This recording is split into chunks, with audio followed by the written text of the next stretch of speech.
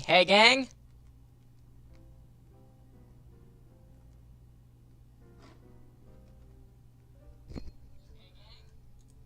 Okay, did I fix the audio issue from last time? I think I did. Heck yeah.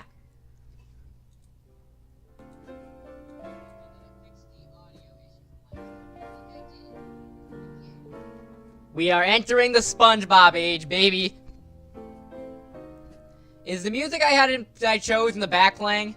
Let me see, hang on. The SpongeBob age, baby.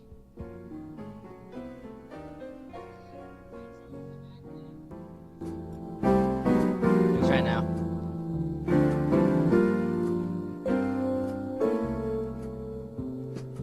Okay, should be fine.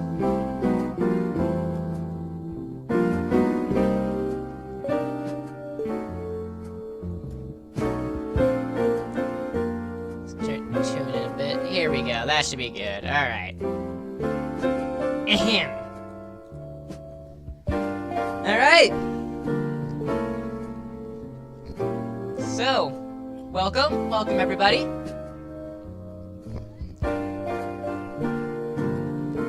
This is ZippityZab here once again. This time with the more interactive approach for a stream, instead of just me playing a game and you guys laughing at my failures.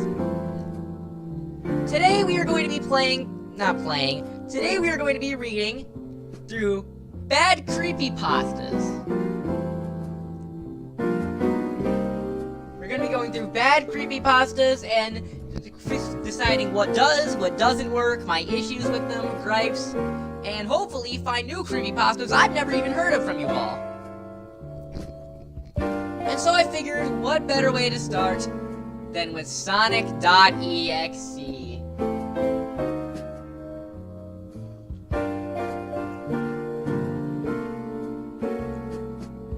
Sonic.exe, the Mega Man of the Mega Man of the creepypastas, and that's overrated as fuck.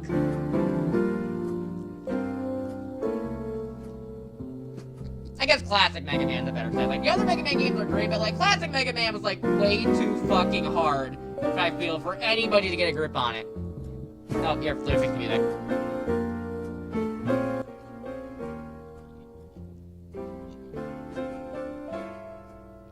Okay, problem solved.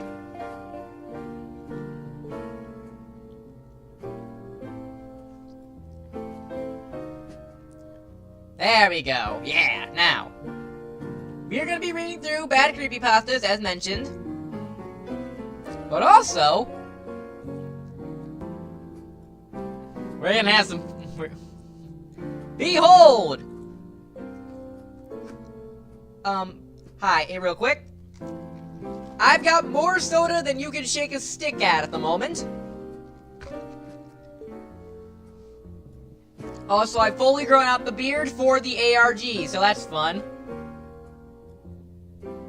So yeah, throughout this shit show, I'm gonna be drinking as much soda as I can, as a little fun little test of patience to get my point across. May or may not have stolen this idea from bad creepypasta if you've seen them. So yeah, we're gonna have some fun tonight. If I run out of this, I have a bunch of cans, and I got cans in my fridge, so we should be good on that front.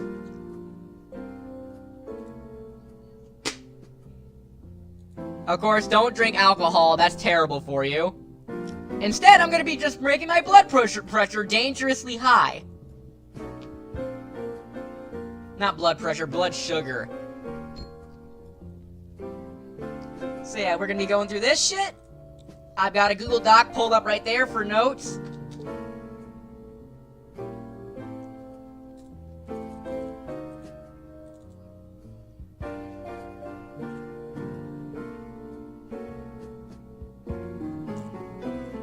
So yeah, alcohol is bad for you, water poisoning is an actual thing, I felt it last time I tried this. So, so yeah, you guys can choose a drink to your own devices. I choose Coca-Cola because it is the best soda.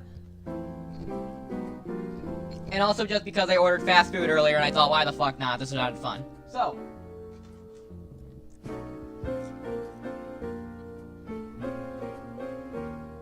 Shall we begin?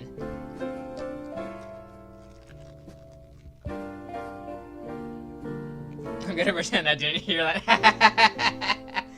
Alright. Look, my favorite soda is Coke, and my favorite chips are classic Lay's. I am a basic in my terms of, like, food. Alright. Behold, the original, digital, unprovisional Sonic.exe.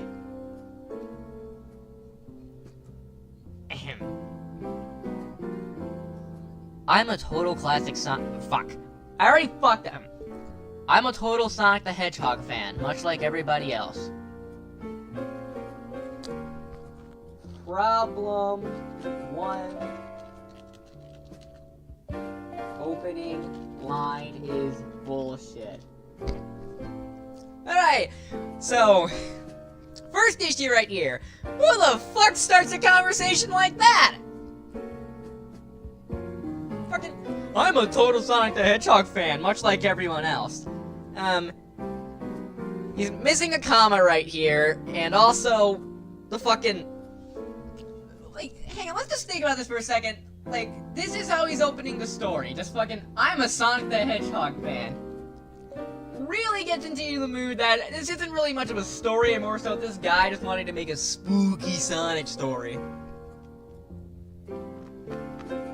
Alright. I am a total Sonic the Hedgehog fan, much like everyone else. I like the newer games, but I don't mind playing the classics. I don't think I've ever played glitchy or hacked games before. Motherfucker, you're a Sonic the Hedgehog fan! I'm gonna take a drink every time Zab swears. That might be trouble. Okay. Good luck with that. Hopefully you don't consider piss a swear word. Dude, my chick, I did the filming for the Gadzooks. I did the Chicken Little review. I did the filming yesterday. Of, like, the opening rant. You are in for a treat. I don't think I've ever played glitched or hacky games. Hacky. It's not even the story, that's just me being stupid.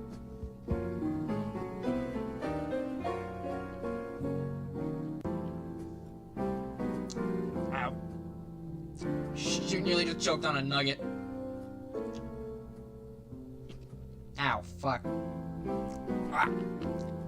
I don't think I've ever played glitchy or hacked games before, though I don't think I want to play any after the experience I had.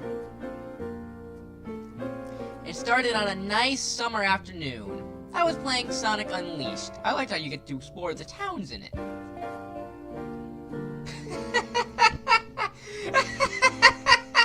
I like how you get to explore. Okay. Is this there?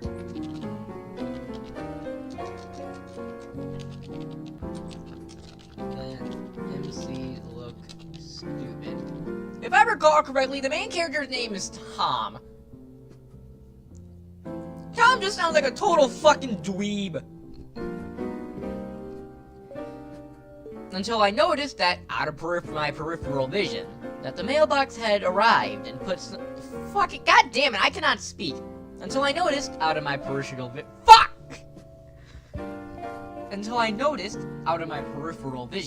that the mailman had arrived and put something in my mailbox as usual and left. I paused my game to go see what I got in the mail.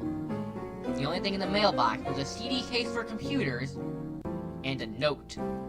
I took it inside. Okay. Why a CD? Okay, so I know the backstory of Sonic.exe, where, like, X is trying to, like, get people to play his game. Why not just post the code online? Wouldn't that be much easier? Is X, like, a shit talker when it comes to, like, piracy or something? Is he like Haliboo, where someone's like, hey, you can't post my game on your website because that's stealing? Is he like a stickler for that type of thing? Like, genuinely. Like, why not if you posted it online, it'd make the process so much easier. You need to download it anyway, so what's the difference? Is he like, piracy is no party or some shit. Piracy is no EXE. Do Fruit Loops count? Anything counts for the challenge here. Okay, if you... Okay, I know this came out in 2010, but there were still online ROMs and stuff in 2010. Like, online ROMs and stuff make a lot more sense to get a random EXE file than a disk in a computer.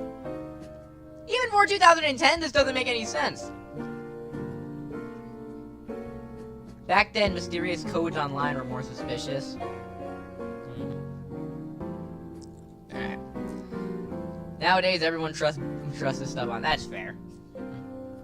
I looked at the note first and realized that it was from my dear friend Kyle. Let's just call him that.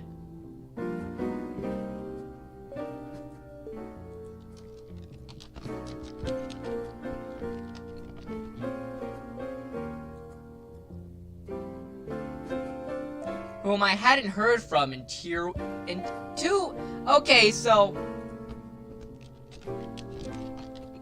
Motherfucker, this is your close... This is my dear friend Kyle. I haven't seen him in 2 weeks. Have you, like, you haven't heard... Not even seen him, you haven't heard from him. Like, not a call or a text. You can at least check if he's alright. I know that because I recognized his handwriting. Though what was weird is how it looked. So you didn't recognize his fucking handwriting. It looked badly written and scratchy and somewhat difficult to read, as if Kyle was having a hard time writing it down and did it in a hurry. This is what he wrote. Dear pesky plumbers, the Koopalings and I have taken over the Mushroom Kingdom.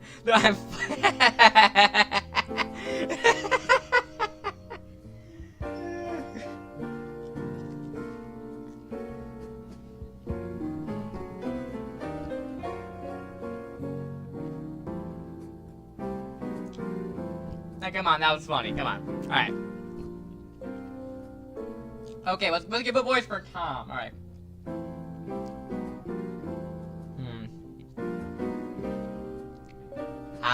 Tom, I cannot take it anymore. I had to get rid of this thing somehow before it was too late, and I was hoping that you would do it for me. I can't do it. He's after me, and if you don't destroy the CD, he'll come after you too. He's too fast for me. Please, Tom, destroy this godforsaken disc before he comes after you too. It's too late for me. Destroy the disc and you will destroy him, but do it quick, or otherwise he will catch you. Don't even play the game, it's just what he wants. Just destroy it, please. Kyle. There, Kyle's the name. Kyle's the French narrator then, alright. Well, that was certainly weird.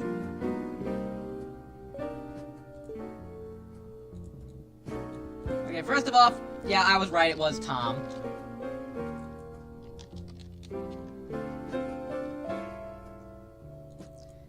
Putting it in bold. Is Mr. Sis Kyle? Hang on, let me try reading this in like the fucking Mr. Sis voice. Hang on. Tom, we cannot take it anymore. We had to get rid of this thing somehow before it was too late. I was hoping you would do it for me. Just do Mr. Sis reading this letter. Just like, fucking Kyle Sis is supposed to be a shit name. Could you imagine walking around with that name? It's fucking great. Well, that was certainly weird. Even though Kyle is my best friend and I haven't seen him in 2 weeks, I didn't do it yet. You son of a bitch!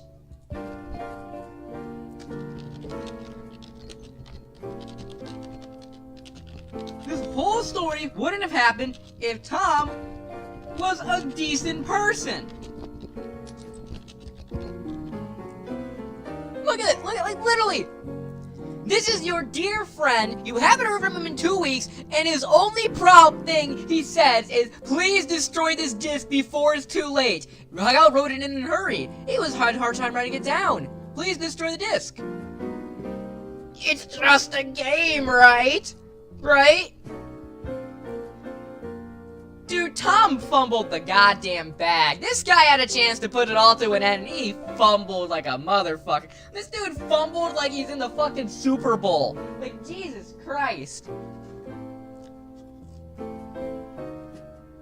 I really feel bad if Mirai's actually drinking something every time I do that.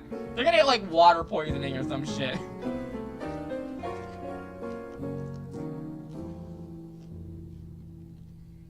Oh, God.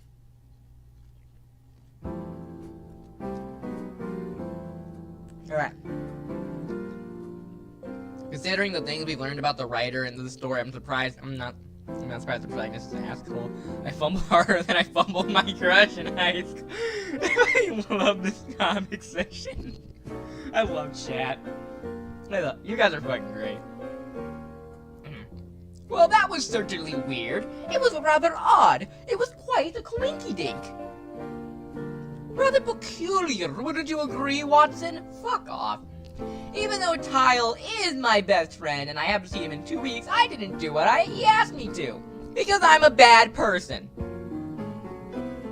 I didn't think a simple gaming gist would do anything bad. After all, it's just a game.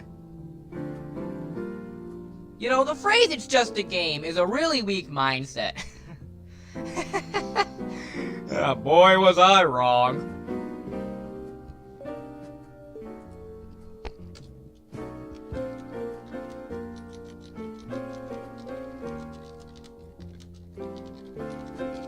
Clearly you've never made an omelet type of fucking bullshit.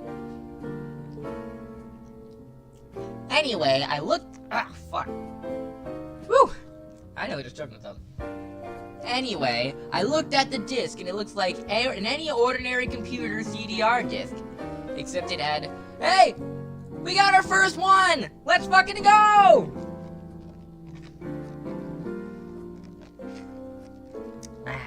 Alright, one sip of soda down the hatch.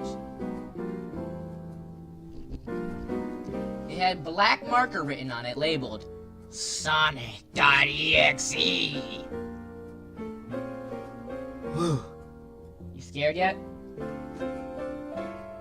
It was much unlike Kyle's handwriting, meaning he must have gotten it from somewhere else, like a pawn shop or eBay. Well, that's what we'd assume by somewhere else. Where do you think it was? When I saw Sonic on the writing in the CD, I was actually excited and wanted to play it. Because I'm a big Sonic fan. I'm a big Sonic fan. Yeah, look at this. Look at this. I'm a big Sonic fan.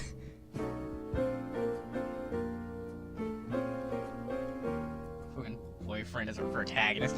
I went up to my room and turned on my computer and put the disc in and installed the game. Fucking use a comma!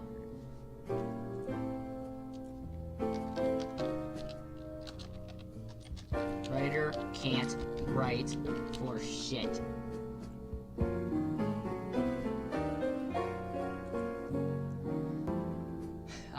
So, when the title screen popped up, I noticed it was the first Sonic game. I was like, awesome, because like I said earlier, I like the classics. Fucking dumbass.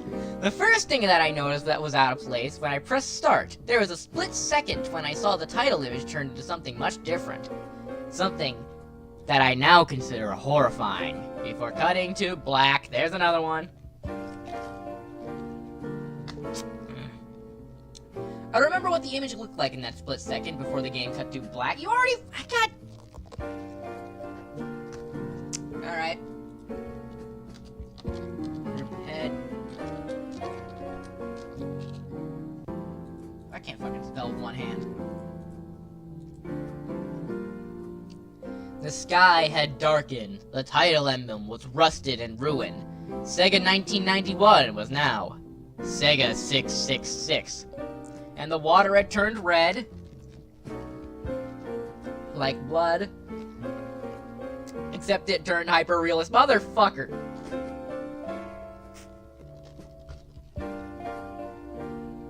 Ow. Okay, note to self, do the sips separately with the soda. soda. I cannot drink too much soda in one go. The fucking, like, three-way goddamn mother... Like, damn! But the freakiest thing was that in this split second was Sonic. His eyes were pitch black. Fuck. And bleeding. With two glowing red dots staring right at me. And his smile stretched wider up to the edge of his face. Fuck. I was rather disturbed about that image when I saw it, so I figured it was just a glitch and forgot about it.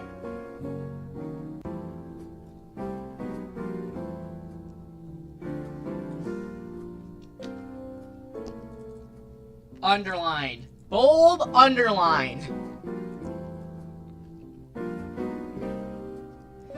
After it cut to black. God, fuck you. And it stayed like that for about 10 seconds or so.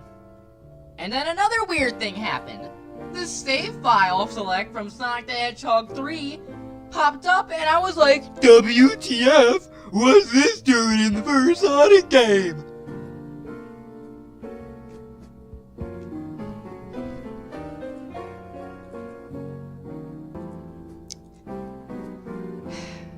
Anyway, then I noticed something off. Fucking, you... Dude, either dude is a Time Lord, or dude does not understand tense. Like, genuinely. Like, past tense, future tense, like, what the fuck? Either time is not fucking linear to this doofus. Like... Anyway, then I noticed something off. The background was the dark, cloudy sky of the bad Stardust Speedway level from Sonic C. Well, there's one thing we can agree on. I hated Stardust Speedway, and there were only 3 save files. The music was that creepy Caverns of Winter music from Earthbound. You keep Earthbound's name out your fucking mouth! Keep it on, god fucking damn it! Is that why it's so used in these games? Fuck!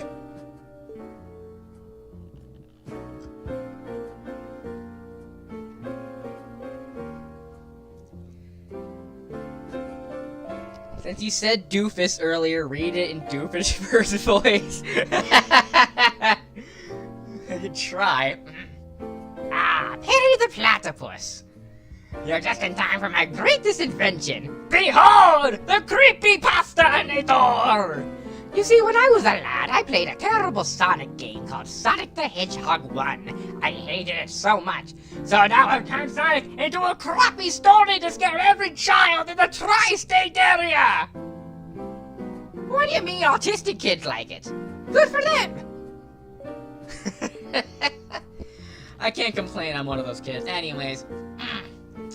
Fucking Earthbound. God, why bring Earthbound into this?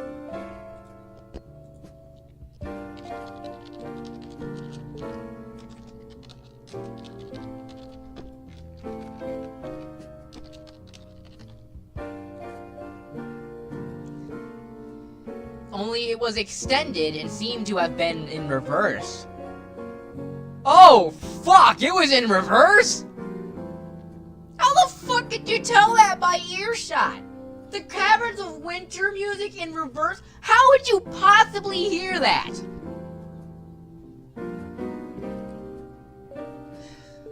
And the image for the save file, where you see a preview of the level you're on, is just red static for all 3 files. What freaked me out more was the character select. It only showed Tails, Knuckles, and to my surprise, Dr. Robotnik!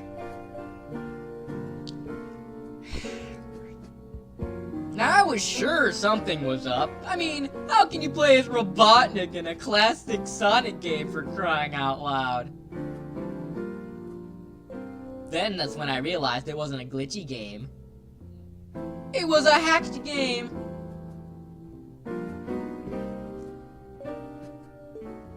Yeah.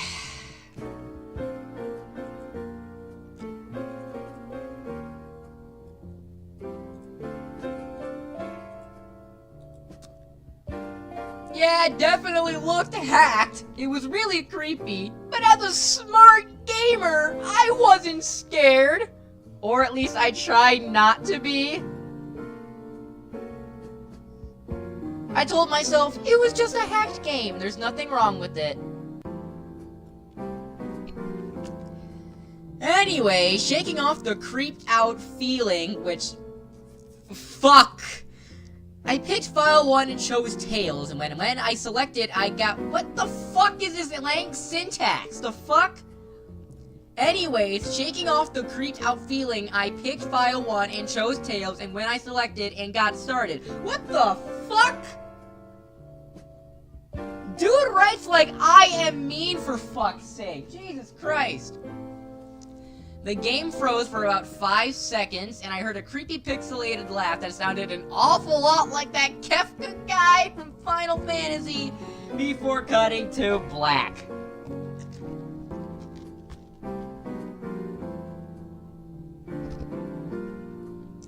Break time! Mostly because A, I have food, and B, we need... If we're gonna rewrite this shit, it's worth going over what the issues are at the moment.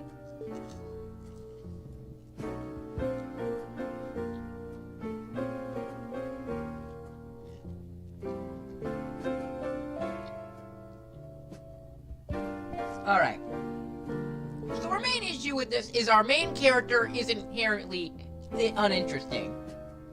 A, either the original author, who I shall not name because he's a fucking piece of shit, cannot write for shit, or B, the character cannot write for shit. And no matter which option it is, it makes him look like a dumb fuck.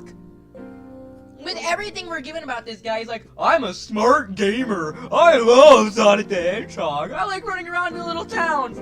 He sounds more like Roger Rabbit if he was in a fucking creepypasta, much more than like a character we're supposed to sympathize with in a horror story.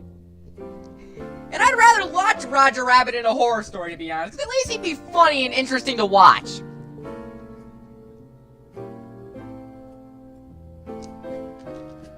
So, make Tom inherently more interesting. Maybe, for example, maybe he doesn't like Sonic. Maybe he's playing this game out of condition from a friend. Or since a cult is often involved in these stories in the sequel and whatnot, maybe Kyle's part of the cult and Tom's been trying to get him out of it, and he said he'd play the game if that meant that Kyle could get out of the cult.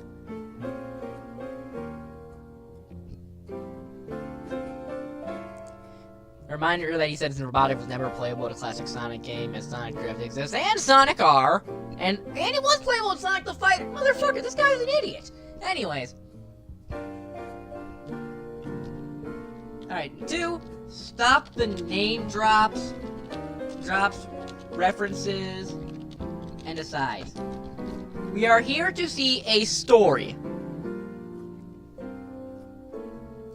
We're here to see a story. We don't want to hear fucking like, oh, this sounds like Final Fantasy, or this reminds me of Earthbound, or this reminds me of that time, like a fucking Family Guy episode. Just make it seem like you're playing the game. You'd say the music creeped me out or some shit. You can't just be like, gee, this reminds me of Ice Cap Zone from Sonic the Hedgehog 3 and Knuckles, released on the Sega Genesis. With lock-on technology, I feel like this story could be more scary if Tom was written to be a young kid, therefore... Yeah, if Tom was a younger kid, this would also work a lot better. Like I said, that kind of goes back to our main issue. Tom needs to be a much more interesting character. To us, he's just some dumb twat none of us give a shit about, and sounds like a complete jerk, just ignoring his friends' cries for help and whatnot. Like, if he was some kid whose mom bought him a CD for Christmas, and then this was like him freaking out about it, then this would make a lot more sense. You'd feel more for the guy, and it could be in third person, could excuse some of the bad writing, or if you want to lean into it, be like, Frame it like some little kid posting on like a help blog or some shit, asking for help with the creepy Sonic game he downloaded. Would be funnier if Tom wasn't always. Dude, I'm just picturing the gang just losing their shit over this game. Just picturing. I fucking love that. So anyway, I started blasting. Another thing. Interesting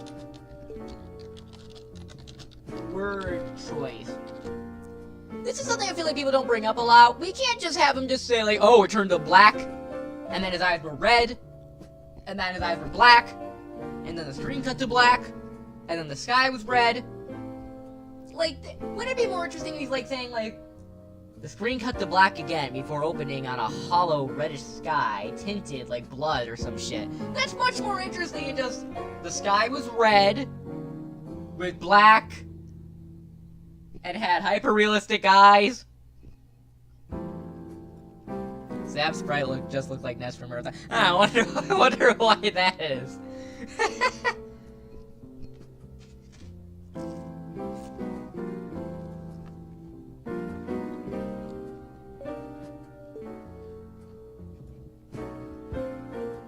Okay, real talk. Because the whole thing in Bolivius was like each of the characters trapped ended up spawning a popular creepypasta and shit. What kind of fucking creepypasta would I have fucking had as like Ness in that shit? Right? Because the whole climax of that was me also getting a similar, what kind of fucking creepypasta would I have been in? The screen froze, I asked Shaq, and then and then Zap turned into a Viper really. I'm not. It's fucking stupid. I just turned into sand. Hey, you've been real busy, huh? Maybe it's the way you're dressed. Anyway. Okay. So we got that done. So, these are the big things at the moment. Tom needs to be more interesting and more likable as a protagonist. This isn't like a Friday the 13th movie where we're waiting for Jason to fucking kill them all. We want to know this guy and hope he doesn't get his fucking head blown off. Stop the constant name drops, asides, and bullshit. Have ground to read the You got it!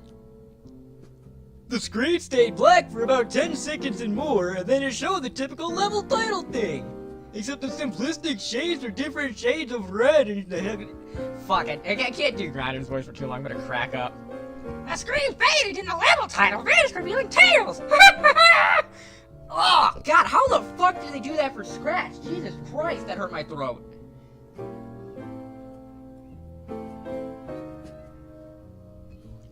Hell, I was streaming this. I hope you want to have Sonic X to have a counter against Stereotype. Nah, I'd prefer Sonic X. Anyways, the screen stayed black for 10 seconds or more, show the typical level title thing. This guy's a smart gamer, except the simplistic shapes were different shades of red. And the text showed only Hill, Act 1. Fuck you, Tom. The screen faded and the level title vanished, revealing Tails in the Green Hill Zone from Sonic 1. We know what the fuck Green Hill Zone is! This is what I'm talking about! It sounds like that Kefka guy from Final Fantasy! Oh, it sounds like the Cavern of Winter theme! Oh, it looks like Green Hill Zone from Sonic 1! Dude! We get the fucking point!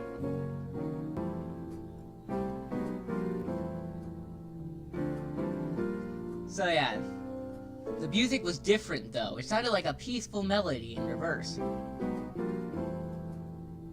Dude has to have, like, superhuman hearing or some shit. Anyway, I started playing and had Tails start running like you do in any of the classic Sonic games. That's what you do in any fucking video game! What was odd was... No transition, alright. What was odd was that as Tails was running along the level, there was nothing but flat ground and a few trees for 5 minutes! 5 minutes!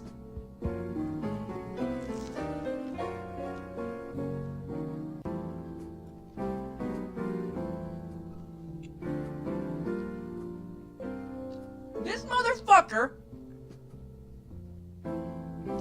had Tails scroll to the right along flat ground for 5 fucking minutes?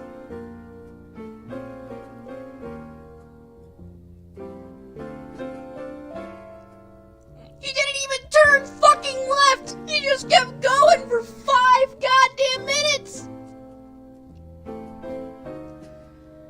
What the He did...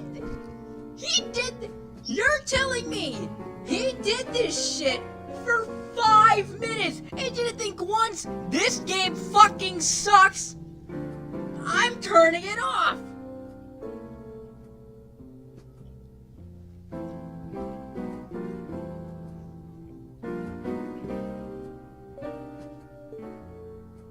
This guy's a smart gamer, guys. This guy's a smart gamer. This guy's so smart, trust me. He's going right, nothing's fucking happening. Just keep going right, eventually something would show up.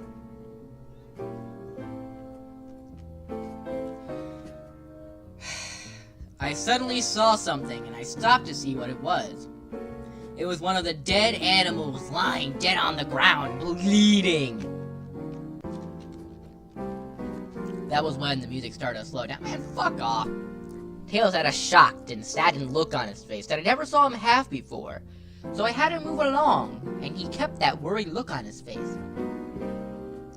As he kept moving, I saw more dead animals as Tails moved past them, looking more and more worried as the music lowers, and he moves past more dead animals.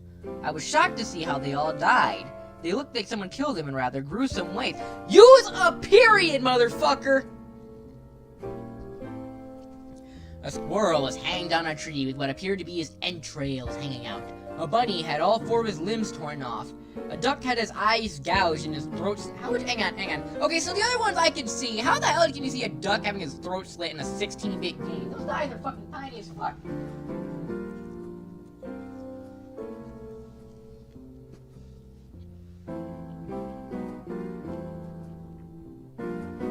I felt sick to my stomach when I saw this massacre, and apparently so did Tails! After a few more seconds, there were no more animals and the music seemed to have stopped. I still kept Tails to continue!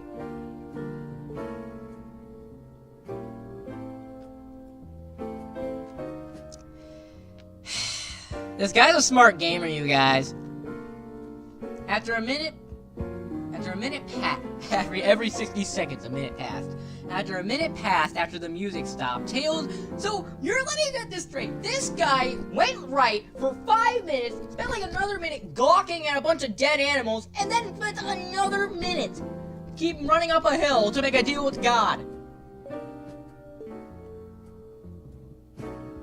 Dude spent 7 minutes playing this game and nothing has happened.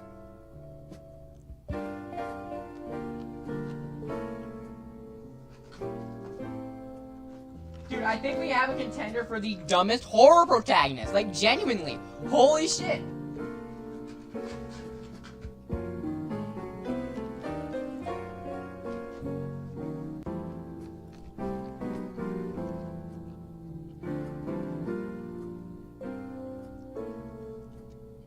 Tails was running up a hill and he stopped. It wasn't until I saw what... I hate this fucking shit. Sonic was there on the other side of the screen with his back against Tails and his eyes closed. Tails looked happy to see Sonic, but then his smile faltered, obviously noting that Sonic wasn't responding to him, as if he was totally oblivious to Tails' presence.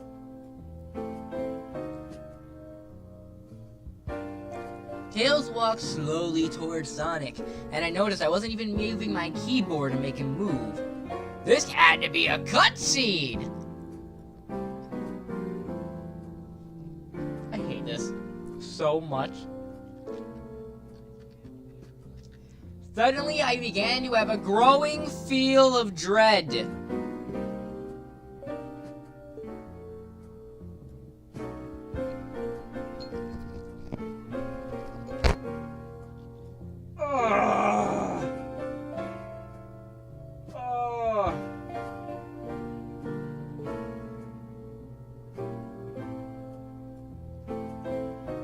My stomach's already hurting from the soda. I can't take this. I felt that Tails was in danger. Something bad was gonna happen. I heard faint static growing louder as Tails stopped. As Tails was but inches away from Sonic and stopped and stuck his hand out to touch him. That foreboding feeling in my gut was growing stronger, and I felt the urge to tell Tails, "Get away from Sonic!" as the static grew louder. Suddenly, in a split second, I saw Sonic's eyes open. And they were black. Those red, glowing dots. And just like that title image, thought there wasn't a... so he can't just fucking spell. When that happened, the screen turned black. God. How old even is Tom? Tom has to be an adult. He lives in his own house and is the only one there, and he gets mail from ship. So Tom has to be a fully grown-ass adult. This guy's a fully grown adult! When that happened, the screen turned black and the static sound was off. It stayed black for about 7 seconds. Oh, fuck. And then white text appeared, forming a message. Okay, guys, time to make a voice for Sonic.exe. Let's fucking do this.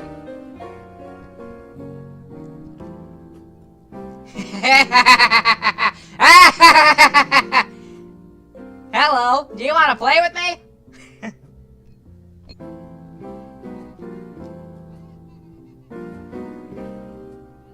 At this point, I was creeped out. I hate this fucking guy. I didn't want to continue with the game, but my curiosity got the better of me when I was taken to a different level with the title saying, "Hide and Seek." This guy's a smart gamer, you guys. This time I was in the Angel Island level from Sonic 3. Stop saying the fucking... And it looked like everything was on fire, because it was on fire in Sonic 3! You idiot! You imbecile! You fabricated fool!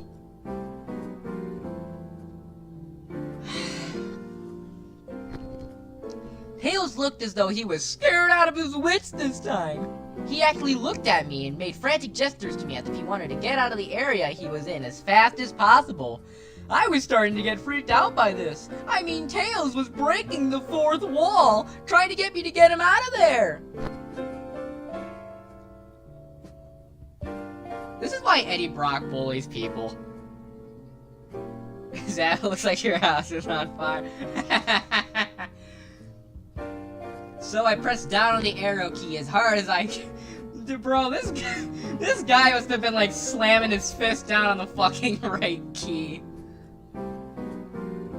A pixelated version of that creepy theme of when you meet Shadow at the Ark as Robotnik from SA2 was playing as I made Tails trek through the desolate forest trying to help him escape from whatever he was trying to run from. Fuck! Use a period! Please! Please! Please! Use a period! Oh!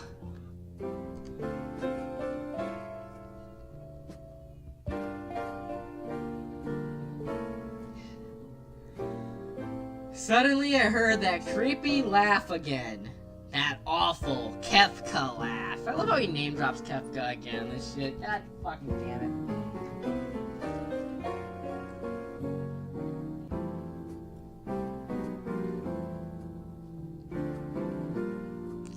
Right after 10 seconds had passed as I helped Tails run through the forest.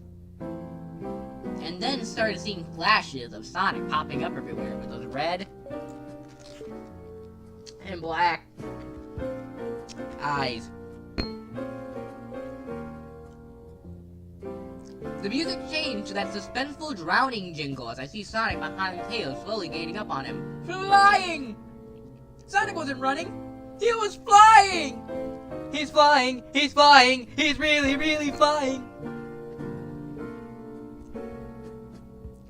Honestly, if I met X, I would laugh in his goddamn fucking face, because this asshole has all the power in the world, and he chose Sonic the motherfucking Hedgehog. He chose Sonic Maurice Hedgehog Esquire. That is entirely on him. The flying pose his sprite was making looked very similar to Metal Sonic's motherfucker! Except it was just Sonic and he had the black and red eyes again. Only this time he had the most deranged looking. You can't make this shit up, like, genuinely. Only this time he had the most deranged looking grin on his face. He looked though. Wait, is this all one fucking sentence? It is! Look at it! This is all supposed to be one sentence! The flying pose was making similar to Metal Sonic's flying pose for Sonic CD, except it was Sonic and he had black and red eyes again, only this time he had the most deranged looking look in his face as he leaves joining the farmer and he was giving the poor little fox as he gained up on him. That's all supposed to be one goddamn sentence!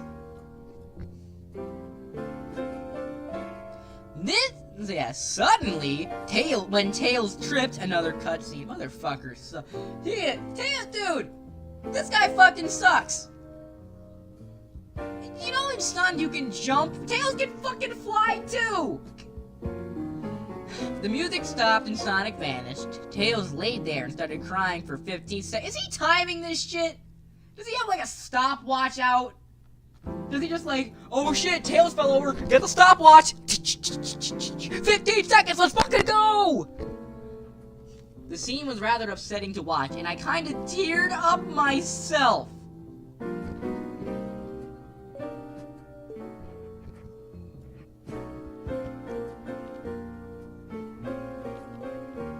And a bitch! But then Sonic appeared right in front of Tails, and Tails looked up in horror! Blood started to come down from those blackened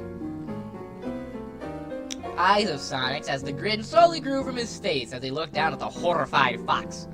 And I could do nothing but watch. Just in a split second, Sonic lunged at Tails right before the screen went black. God fucking... There was a loud screeching noise that lasted 5 seconds. The text returned this time. The text returned, only this time... Use the goddamn comma, asshole! The text returned, only this time it said...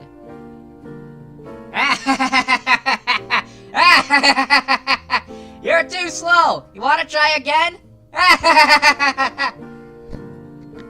I was so shocked by what had happened. Did Sonic murder Tails? No! Does that mean I'm a bitch? There's a difference between being a coward and a bitch. A coward is running away when, like, you're getting chased by, like, a guy or something like that. That's fine. Being a bitch is when you're crying over a fictional character getting killed by another fictional character. Okay, actually, never mind, hang on. Being a bitch is when you're crying over Tails getting killed by Sonic, and what you admit is a hacked video game that is meant to spook you. Like, genuinely, if you played through Sonic.exe and didn't know any of the context, are you going to cry about Tails? You don't know it's a guy, like a guy's soul trapped in there. Okay, from Tom's perspective, this is just some random fucking game where Tails is just getting chased by Sonic and Sonic snaps his neck. That's like crying because Mario blew up in an SMG4 episode.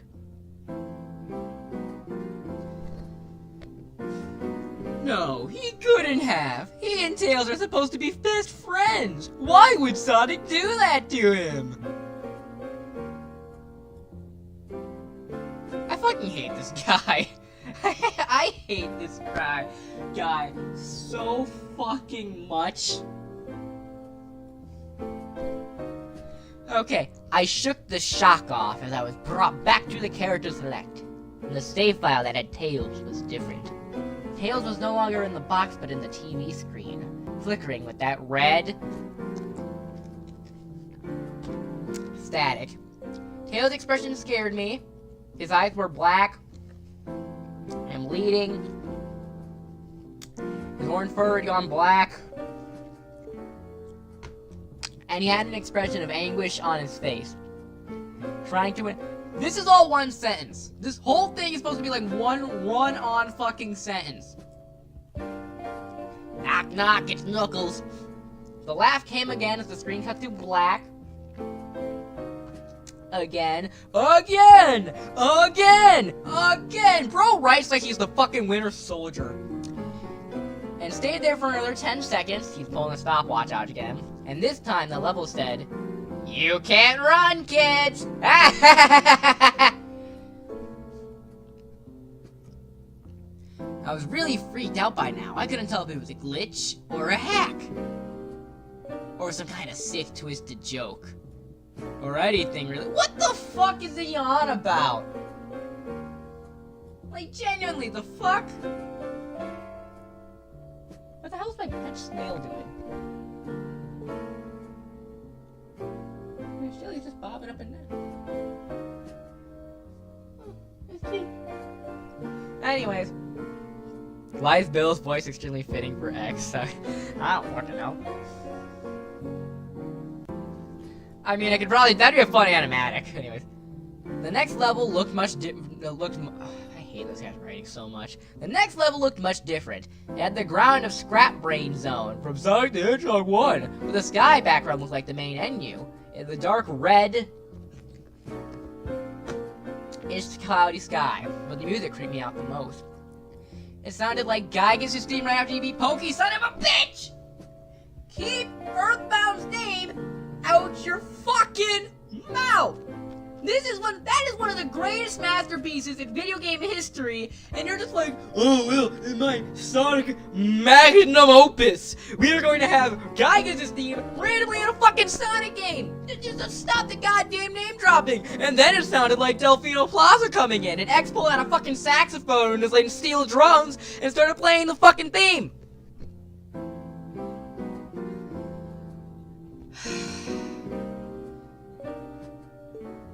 I also noticed that Knuckles looked afraid just like Tails did, though not as much, so he didn't look as afraid just like Tails did, you mother. God. More rather, he looked a little unnerved. Undertale's better than Earthbound? Okay, well, don't get me started. He broke the fourth wall just like Tails, like looked as if he wasn't sure about what was going on. You and me both, brother. But I made him move anyway. He ran down the straight pathway in this dark level, and as he did, the screen started to flicker red, static a couple of times, and then that maddening laugh came again. Then after a few seconds of running, I noticed several bloodstains on the metallic ground. Dude writes like a fucking troglodyte. And after a few seconds of running, I noticed several bloodstains on the metallic ground. I felt a growing sense of fear again, thinking something horrible was gonna happen to Knuckles. He looked nauseated going down the blood-stained road, but I still kept him going. Suddenly, as Knuckles ran, Sonic appeared right in front of them with those black and red eyes, and then red static appeared again. When the static vanished, it was nothing but a black screen! With text saying, "Found you!" I was scared. Sonic found Knuckles already? What the shell was going on? Anyway, red static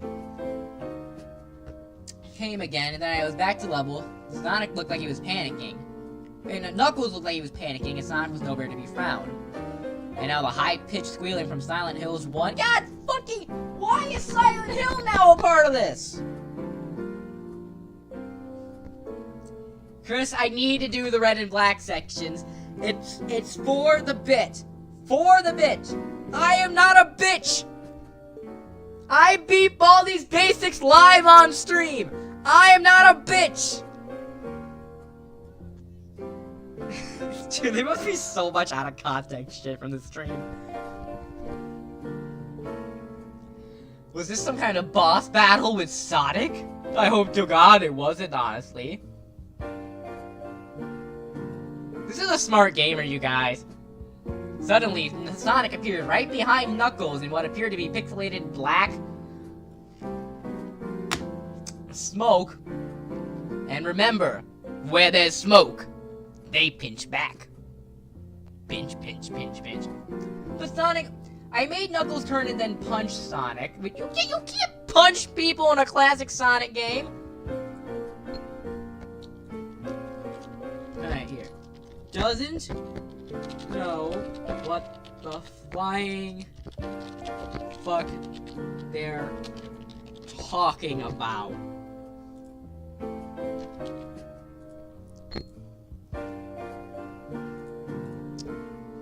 But Sonic vanished in black pixelated smoke before I could even land a hit. That terrible laugh went off again. No, dang him. You missed me! Admit it, you missed me!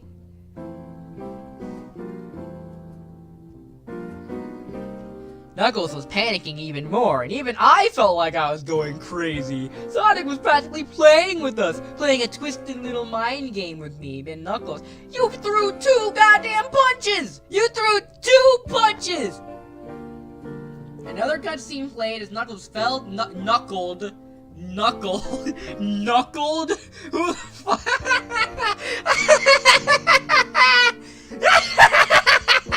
Knuckled! Knuckled the knuckled. What the fuck? Knuckled. I fucking. God damn it. Anyways, Knuckled fell to his knees and clutched his head, sobbing. I felt his agony. Sonic was driving us both crazy. This guy's a smart gamer, you guys. Then, in a split second, Sonic lunged at Knuckles and the screen went black. With another distorted screeching noise that lasted for at least 3 seconds. He's pulling out the fucking stopwatch. Another text message appeared. Well. So many souls to play with, so little time. Wouldn't you agree, Pine Tree? What the hell? Just what was going on here? We're in quite the pickle. A jam, you could say. We are in quite the predicament. I started to think that Sonic was trying to talk to me through the game. But I was too scared to think that. You thought it! You thought it and you said it? What the fuck do you mean? I was too scared to think it. You just thought it! You just thought it! The thought it and it fucking... Ah! Snap back to reality.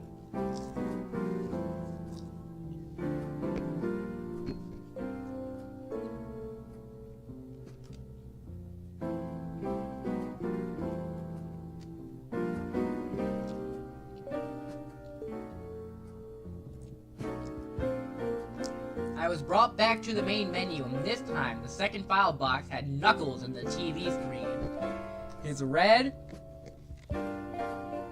fur had darkened to a reddish gray.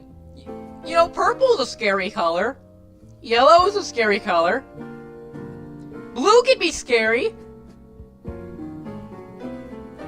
White can definitely be scary. His dreadlocks were dripping with blood. His eyes were black and bleeding. Oh yeah, teal is very scary. Could you imagine some asshole who wore all teal? That'd look fucking stupid, right guys?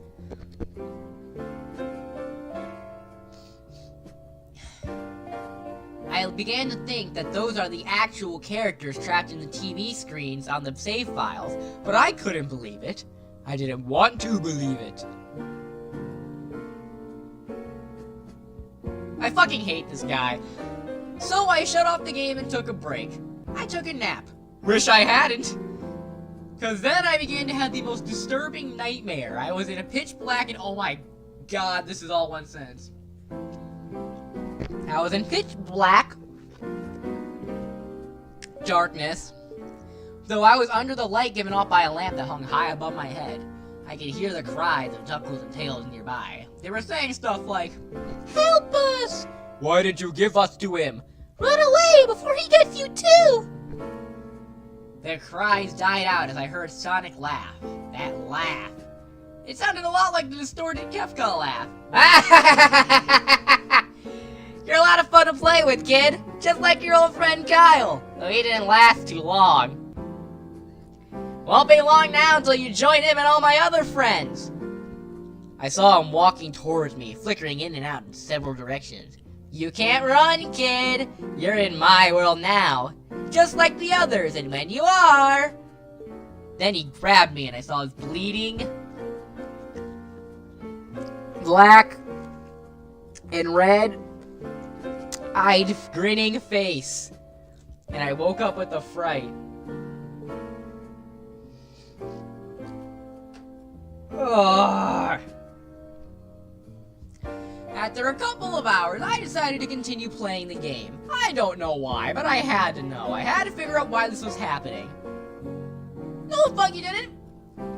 You just had a nightmare about a game that you admitted is scary. That's how it fucking works. You see something that spooks you, it's in your subconscious, you dream about it. That's how fucking dreams work. Like, if you went on vacation and had a dream about going on vacation, you wouldn't be like, well, I gotta go back there and figure out why the fuck that happened. It's just how fucking dreams work.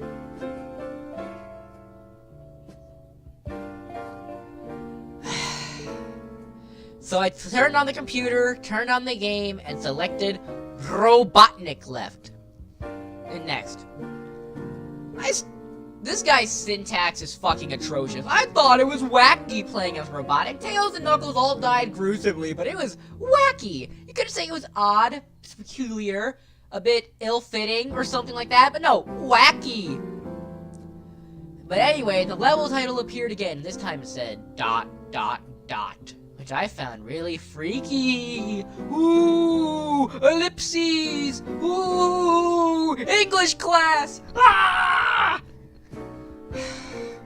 This time I was in some kind of hallway. It didn't look like it was from any of the classic style Sonic games, though it has a pixelated style. The fuck? You mean it's in 16 bits? The floor was shiny and checkered, like a treasure from a sunken pirate wreck. The walls were grayish purple with animated candlelights and a few dark blood stains. Fuck! Here and there. There was a dark red curtain hanging above on the top part of the screen. Every 12 seconds or so, that red curtain sways... Oh wait, fuck. There I am. Maybe I shouldn't have chose Soda. Shit. The music was oddly pleasant, a piano playing a rather sad yet peaceful song. But I knew better. This was the song that played in Hill Act 1. Only it wasn't in reverse. Would it twist? Robotnik didn't look entirely nervous like Tails and Knuckles did, but he did have a suspicious look on his face. As if he was just a bit paranoid, as if Sonic was among us, you could say. I'm fucking with it. He did a little animation when I left him just standing. He turned his head to the left and then to the right, and then he just shrugged at me as if he had no idea where he was or what was going on. You and me both, Eggman. Even though I was scared out of my mind what was going to happen, I had Robotnik continue onward, because I'm a smart gamer. Go left! Left! He did his usual running animation. You know, when you beat him at the end of a classic Sonic game, you chase him. And we continued going through the hallway.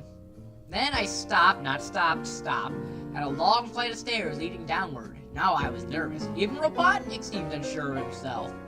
But I pressed onward, because I'm a smart, not a dumb fuck, I'm a smart gamer. And then we headed down another flight of stairs. This one took longer, at least a full minute.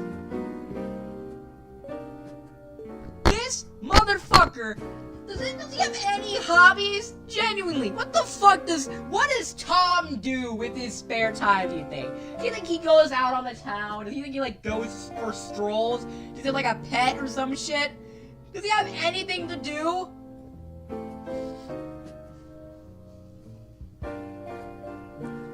Then I heard that horrid Kefka laugh again. And then the music slowly faded until it was quiet as the tallest walls turned more dark red. And the torches were a black flame now. God damn it. We had some color and then it went right back to where we fucking started. Robotnik landed onto the third hallway. I noticed how he seemed really creeped out. Though he tried to hide it. I couldn't blame him. I was scared too. Fuck you. Suddenly, Sonic popped right in front of Robotnik in the same way he did Knuckles, and then red static. The red static lasted for about 15 seconds. Just pulled out the fucking stopwatch every time. And then it showed me a most unpleasant image. Oh wait, red, fuck. The image showed a hyper-realistic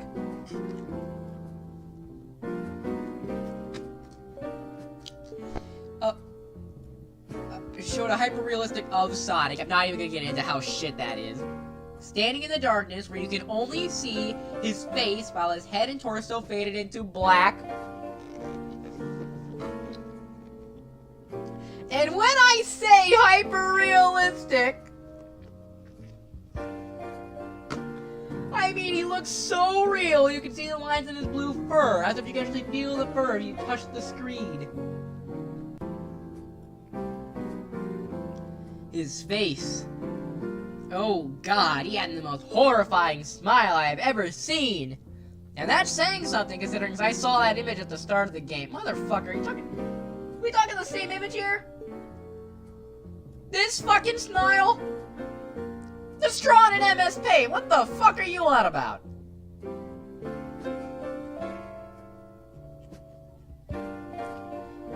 His eyes were wide and black.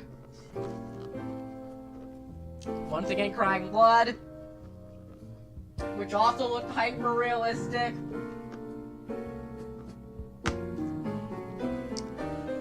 And there were two small glowing red dots in those black eyes as if staring into my mind. His grin was wide and demonic. It stretched to the side of his face like a Cheshire cat, except Sonic had fangs. Very sharp fangs. Looking like the werehog's teeth, but more vicious. Somewhat yellow, with stains of blood. And flesh on his lips as if he ate an animal. I stared at that image for a good 30 seconds. This motherfucker's timing is trauma. I felt as if he was actually looking at me, smiling at me. It took 10 seconds for it to etch itself in my brain. The screen flickered red with red. Static again 3 times, and on the 3rd time I heard Kefka laugh. Except this time it sounded distorted. Demonic even.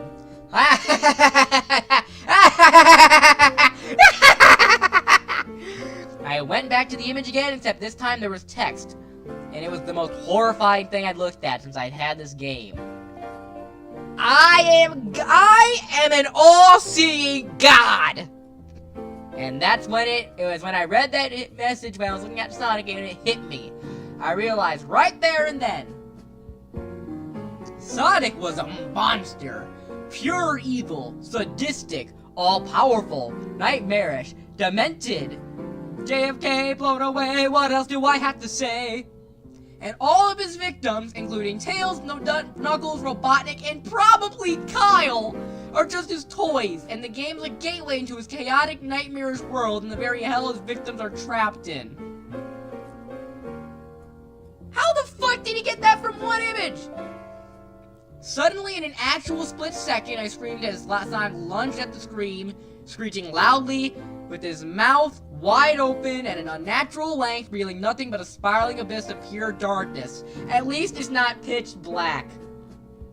Before the red static came again, this time much louder and distorted. So loud it hurt my ears. I yelled and grabbed my ears as the red static screeched for the good 7. Just turn off your computer! And then it showed nothing but a black screen. I sat there at the black screen one last time. Text came up. Ready for round 2, Tom? The Kefka laugh, now sounding more clear as the sound was right behind me, played 3 times as I looked at that text in confusion. Oh my god. Well, hang on.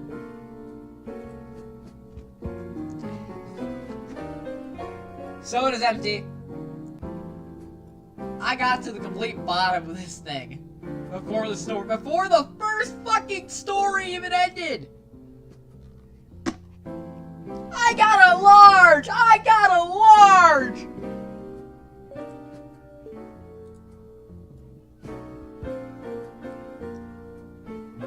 What's up there? Just give me a second, hang on.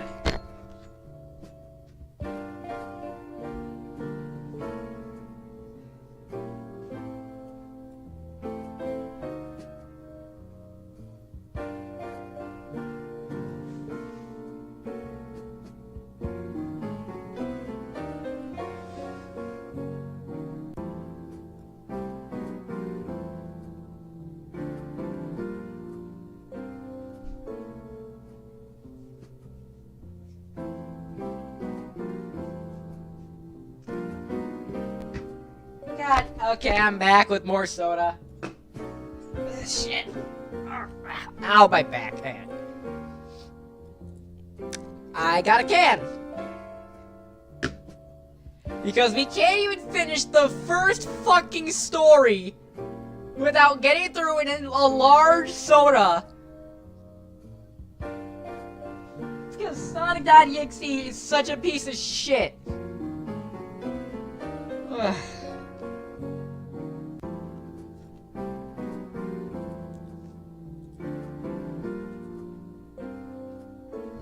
Alright. Then I got booted back to the main menu, and this time, the third save file had a TV image of Robotnik in the same tormented state as Tails and Knuckles. Okay, I'm gonna eat something before I drink more soda, because otherwise my stomach's gonna implode.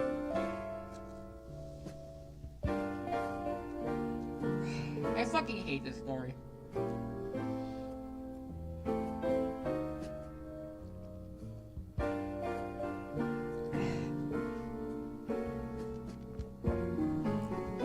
Thank God for the fandom for making X remotely interesting. Agreed. Dude, I love the fan base around this series, but fuck the original Creepypasta blows. So, Robotnik's skin turned a dull gray, his mustache drooped, and it blackened. Fuck, we went too descriptive, one description without saying the word black, red, or blood.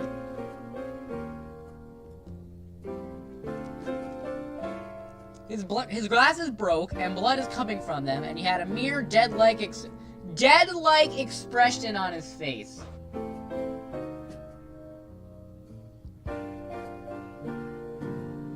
This guy's a smart gamer. I looked at Tails, Knuckles, and Robotnik, and I cried for a bit. I pitied them for the agony they were going through.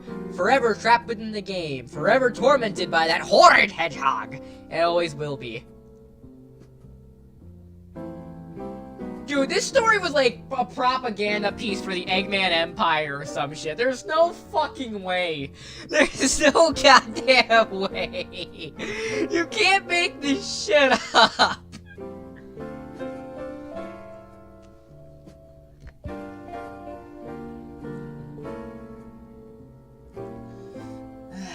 Okay, hang on.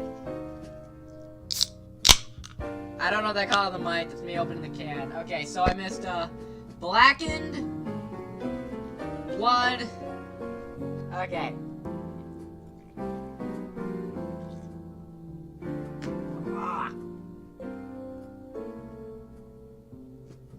Then the computer shut itself off. Oh, thank fucking God. Again, how the fuck did he write this story then?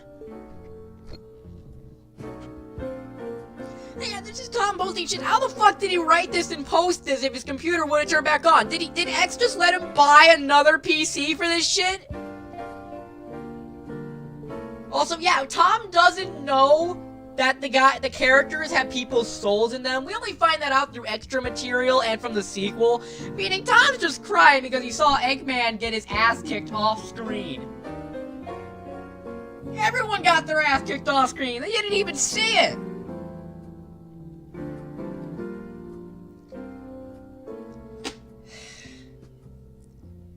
Sonic is the embodiment of evil. He tortures people who play his game in more ways than one. And then when he gets bored, he drags you into the game. Literally drags you to hell, where he can play with you always as his toy. I can't get the game out of my computer. I think it's stuck in there, but hey, okay, he did turn it back on. After I sat there for 25 seconds, dude, it stopped, but it has a fucking stopwatch on it like he's fucking Mr. Monopoly. I heard a voice right behind me like a whisper. Try to keep this interesting for me, Tom! I turned around to see where the voice came from, and what I saw made me scream. Sitting on my bed, staring right at me, was a Sonic plushie with bloodstains under its eyes.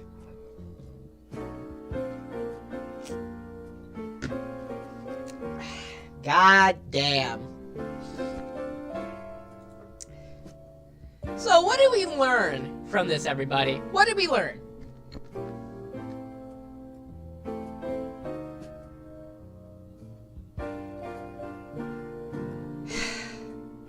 I'll wait.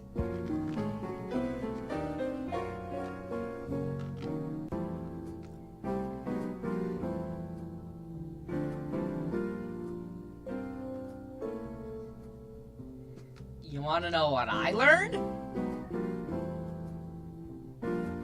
This whole idea was stupid! This whole story was stupid! Everything about this goddamn piece of shit was fucking stupid! The guy can't...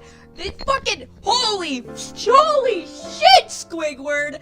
This guy had a goddamn Pokemon for my cereal box! Like, motherfucker!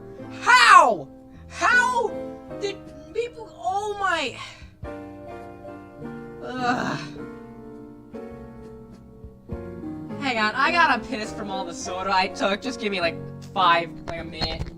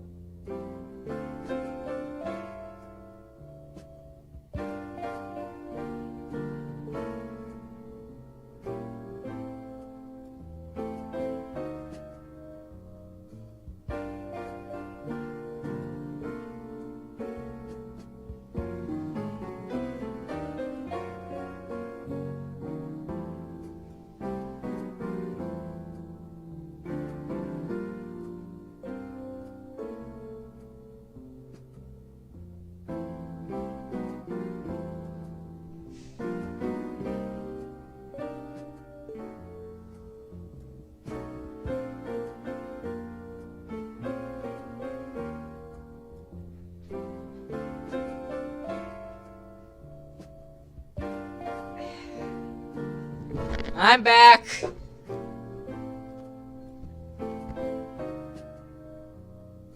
I'm back. Alright. We didn't do it, Squidward. Our hands are clean. Clean. Alright. So, Sonic the Hedgehog .executable file. That's X's full legal name, I guess. So,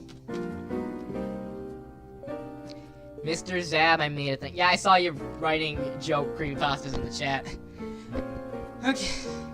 So, when it comes to rewriting this story, first things first, the inherent idea of evil Sonic isn't great, but it can be worked with. Anything can work really well, and if you make an concept good enough, people aren't going to question why the demon chose Sonic the Hedgehog specifically. You can easily just make it an unanswered question. With a story like this, you're going to be like, oh, why did he take the form of Sonic? But it's about the execution. If you can pull the idea off well enough, no one's going to question it. So it's not necessarily a bad thing, it's just a haunted thing that looks like Sonic. First of all, let's start with the opening. Here. Zab's cool rewrite.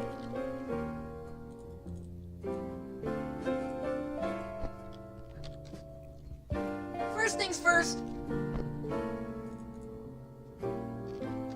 Okay, first things first, we need a... Hang on, this... Change font here, there you go.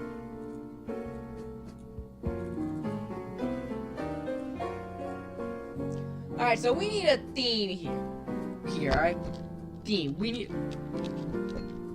Like, what is the point of this creepypasta? Like, just scare? Yes. But most of the big creepypastas and shit like that have, like, some sort of underlying message or tone, or, like, something to go with it here. If we want the series, if we want... I figure if we're gonna rewrite something like that, we might as well give it some sort of purpose, like... I hate you, it was meant to just insult. I hate you was like meant to like insult and parody this shit. Herobrine, it was meant to imply like there's some mysterious other story that we haven't heard about with the creator or some shit. What is the point of this? Just to see Sonic the Hedgehog kick the ass of random other characters? So let's see. See, X's whole thing is taking people to another world where he can play with them forever. Themes of escapism sounds pretty good. Second of all, plot holes. There's more holes in this goddamn story than Swiss fucking cheese. Corruption of childhood, that's a good one too.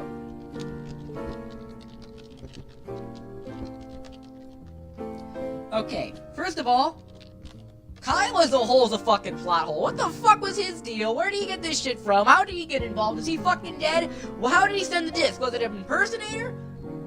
So many things there. So why does Tom keep playing? X's role. Why is Tom a bad character? Okay, you were late, Mason. So we can't... Mason, you were late, so I can't blame you for this. But Tom's a dumbass, a jerk, and a bitch. This dude cried. Okay, keep in mind, Tom does not know that the characters in the game are all people trapped in the game. To him, he just saw Eggman, Knuckles, and Tails get beat up by Sonic off screen and just saw the aftermath, and he started bawling about it. Not to mention his friend, his dear friend, who he hadn't heard from in weeks, sent him a letter saying, destroy this disc, please. And he was like, nah, I'm not going to, because I'm a good friend.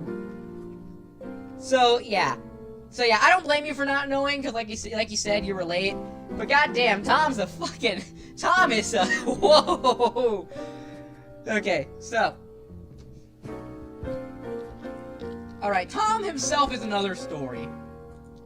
Like, make him interesting, sympathetic, something that gives him some kind of, like, thing. Like, he can be a fan of Sonic, yes, but that can't be his only personality trait. Oh, you accidentally deleted your message. Nah, you're all good. But yeah, like, the point, like, there's gotta be something to Tom that we need to work with here. So yeah. 4. Pointless horror. Okay, here's right here.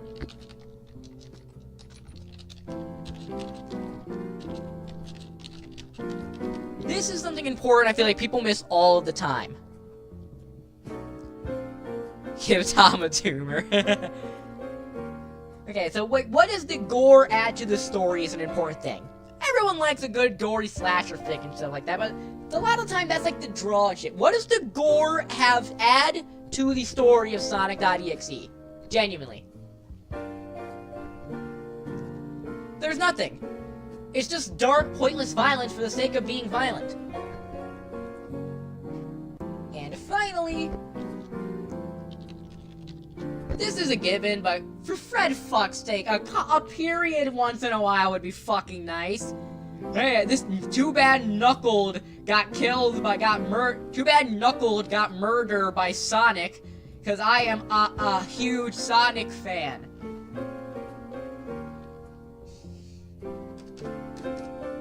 Okay, so here's my idea. Okay, so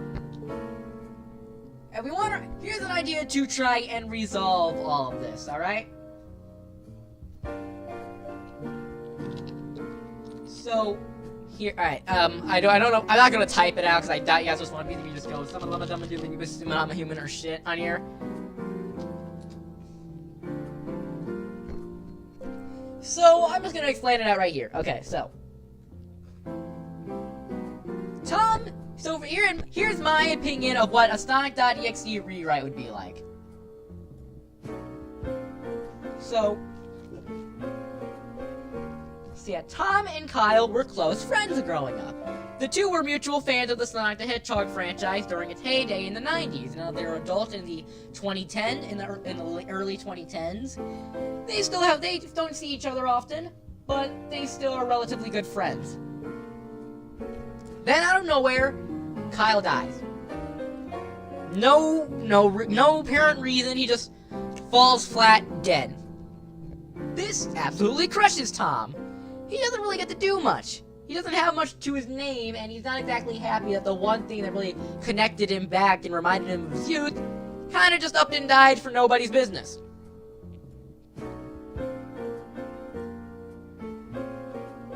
So, Tom ends up receiving a gift from Kyle post-mortem, maybe it was in his will or something, saying that Kyle wanted Tom to have this.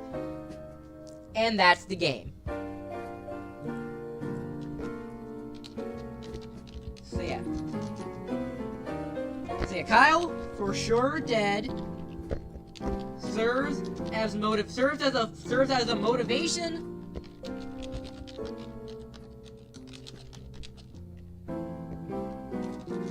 And that's also why Tom keeps playing, even if he doesn't want to. Because from what we've seen in the gameplay, it's just holding right constantly.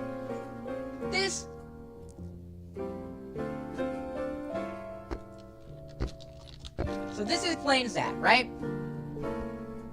So obviously, Kyle gives Tom the game as part of his will, last testament, I don't know, the whole legal mumbo-jumbo. Point is, he gets this disc because that was something Kyle wanted Tom to do. So, Tom decides to try and take his mind off of it and play it. Lo and behold, it's a Sonic game, just like from their childhood. Except this game seems more different. Okay, so this is going to be a bit of a big change, but X's role is going to be changed from immediately just pulling out all of his cards, manipulative. X is taking the form of Sonic X is taking the form of Sonic little to no reason other than he likes him. Here, this actually adds reason to it. He's actively pretending to be Sonic to try and gain trust, and here, that's what happens. So through this creepypasta, so he plays the game, boots it up, and he sees the files. Same thing happens, he sees the intro, randomly has that creepy-ass image, and then he goes to the file select, but the game itself does not look that scary. Game is deceptive. Looks clean. So basically, the game doesn't actually look like, oh, the sky is red and there's creepy music. It looks like a hacked or modded or something kind of Sonic game that Kyle would legitimately want Tom to play, which adds to why Tom would keep playing. And Hex here immediately breaks the fourth wall and starts talking to Tom. Tom, because he is a grown adult and not a fucking idiot, isn't freaking out about a game character breaking the fourth wall because they've been doing that shit since the 1970s. So X acts like he's sort of just guiding Kyle along. Not got Kyle. He's just sort of guiding Tom along, pretending to be Sonic. I think that Sonic's design would look different. Obviously, I don't think it's gonna just look straight up like Sonic. I think there'd be some differences to tell that. Like, you could tell it is Sonic, but also isn't. This is where stuff like Majin or like the early 3D renderers of Sonic could be used for like a cool, unique design rather than just, oh, it's Sonic, but his eyes are black and has red pupils and there's an X carved on his chest because symbolism isn't obvious enough. It'd be like if I carved the word Z into my fucking arm. Like seriously? Point is, so X is continually having Tom play the game as the different characters. He drives them around, forces them through the courses, and eventually towards the end of like playing as Tails in like an empty world and whatnot, X ends up saying, here, how about a fun game? Hide and seek. Can see if you can outrun me. And you all know where that goes. Teleport to Angel Island, the classic you can't run thing. So X is pretending to be Sonic to get on Tom's good side. Yes, that's exactly it.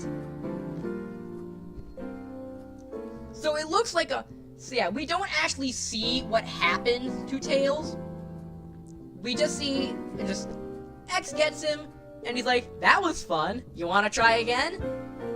So it's treated much more like it's much less sinister on the outside.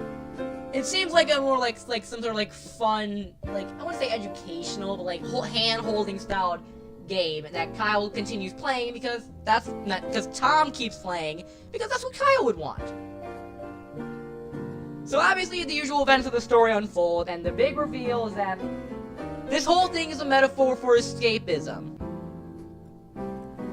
Eventually, either Kyle from the dead is in the game. Kyle in the game ends up like spilling the beans to Tom, or through some other means. But eventually, Tom finds out that everybody that is in the game is actually an actual person trapped inside, and that when X does catch them, they're not exactly let off the catch them. He legitimately doesn't know, and this is when X shows his true colors. He eventually tries to confront Tom and be like, here, in my world, we can play as much as we like. There's no stress, no one dies, you can even be with Kyle again. Isn't that what you want?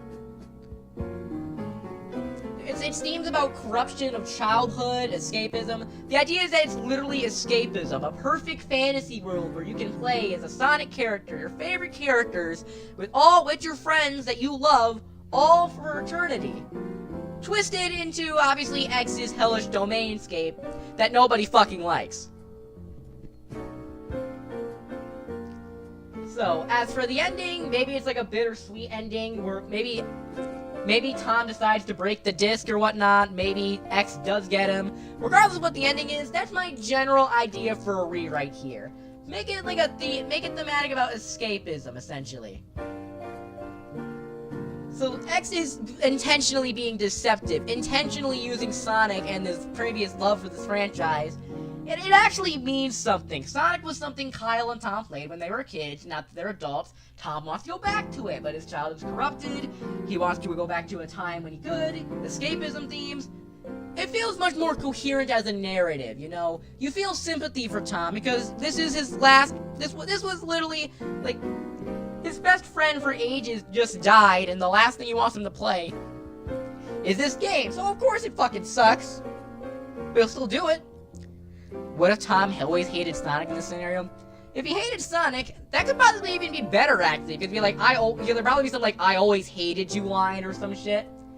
And like, likewise, it'd add more to it. Like, yeah, he doesn't like the Sonic game, but because of his friendship with Kyle, he'll keep playing with them.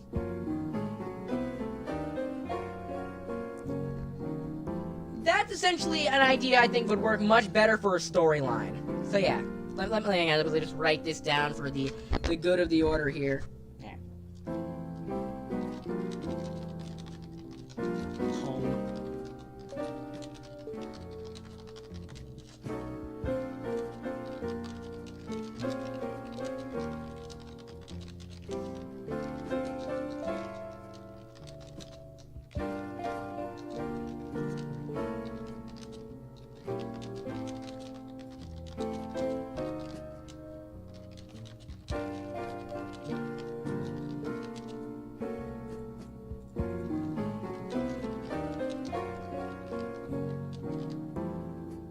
Sonic was Kyle's thing and Tom was a more passive fan. Yeah, that would work.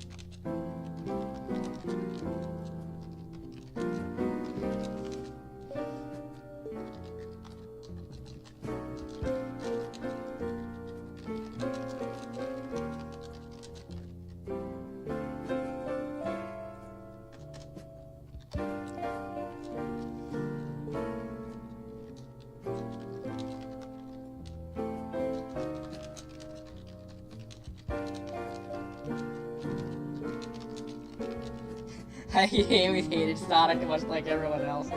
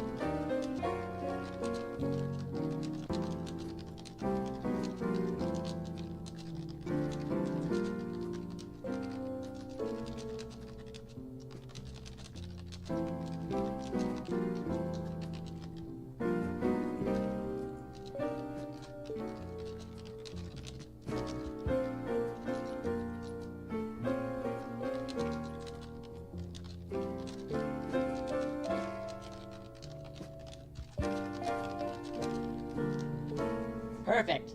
Alright. Kyle and Tom were childhood friends who grew up on the classic Sonic games in the 1990s. Now in 2011, Kyle dies out of nowhere, and Tom, who is in a rundown apartment and has been longing for the memories they had back as children, is completely shattered by this. At the funeral, Tom is given a disc labeled Sonic.exe and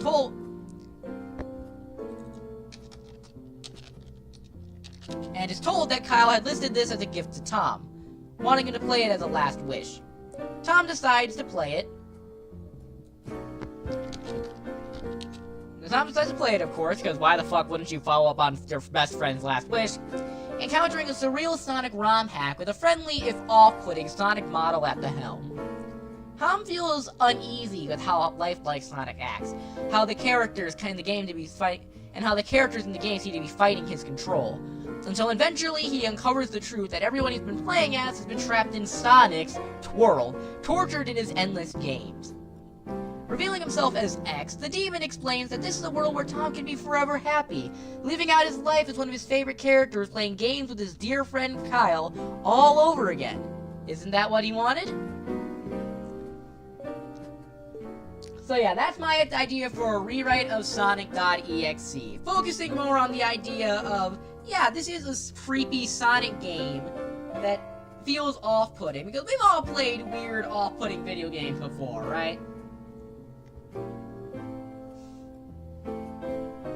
Could you do Red Mist after this? I need a SpongeBob fix since we're in the SpongeBob age. So yeah, feel free to screenshot this if you want to take a stab at writing this idea or something like that, or maybe I might give this a design later tonight, actually. Try and fix Jeff the Killer. Oh boy! Okay, shit, alright, what story? I did just go on a fucking rant about Jeff the Killer last night, to be fair, in the LOL Arius Discord server. Go check that out, by the way. I might do Red Mist by virtue of the fact that I probably haven't said much about Red Mist yet. But first I gotta use the bathroom again, because fuck, I drank too much soda.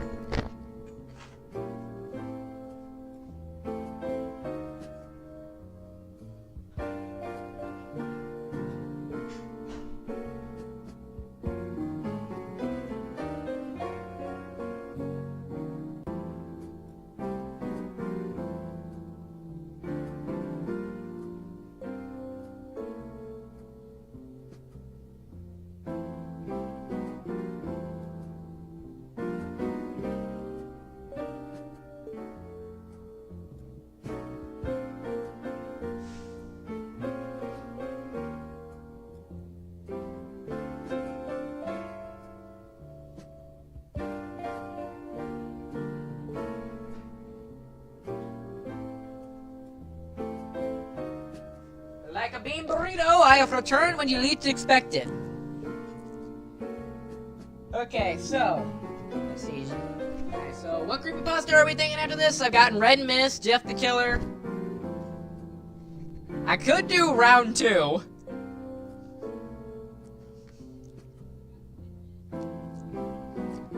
Which I really don't fucking want to.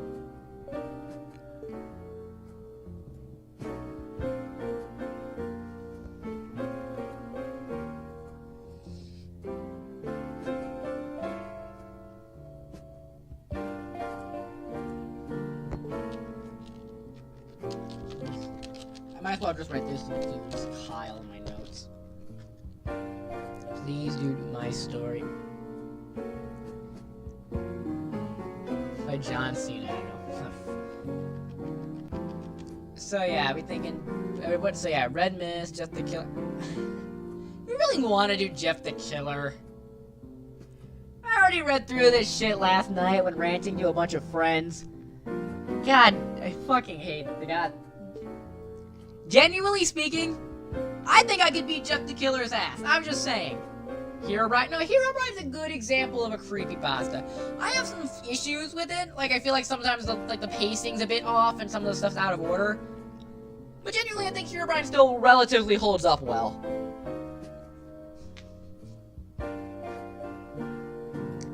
Bad creepypasta battle between Jeff and Sonic DXD. As for which creepypasta's worst? Honestly, I think Sonic EXE might be worse than Jeff the Killer. The Rake doesn't really have a singular story attached to him.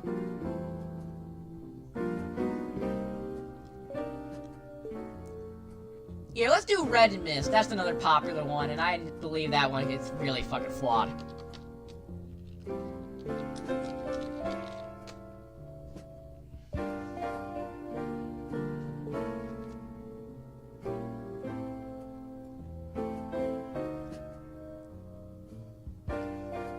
I don't know why I typed in Red Mist. Squid.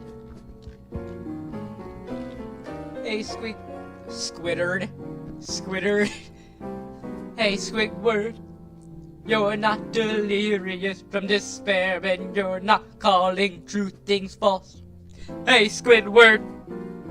You're not hallucinating a sea anemone chorus line at all. I fucking love. Dude, the SpongeBob musical is so fucking underrated.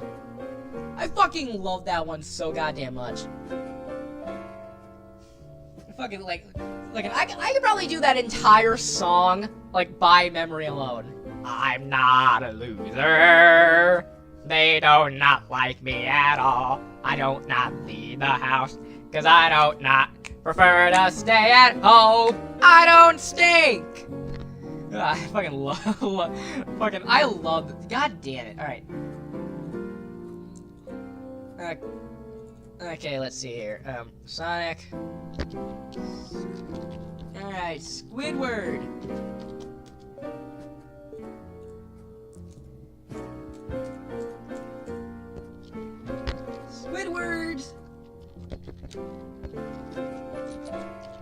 Squidward's game over. Because I'm not sure, because YouTube has been limiting the ads on some of my videos, so I might need to be more careful with what the fuck I say. Oh, God.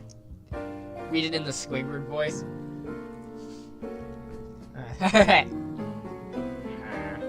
I just want to start off by saying, if you want an answer at the end, prepare to be disappointed. There just isn't one. I was an intern at Nickelodeon Studios for a year in 2005 for my animation degree.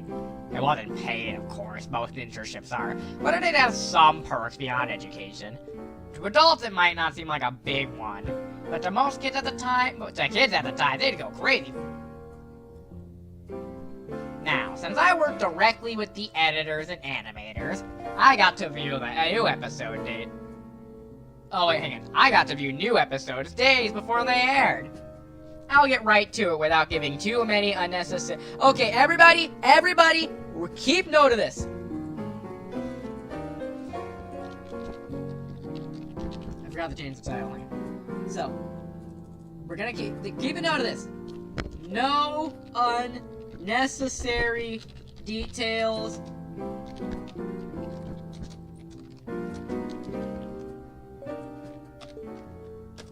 Okay, keep note of this, alright? There's gonna be no unnecessary details here, alright?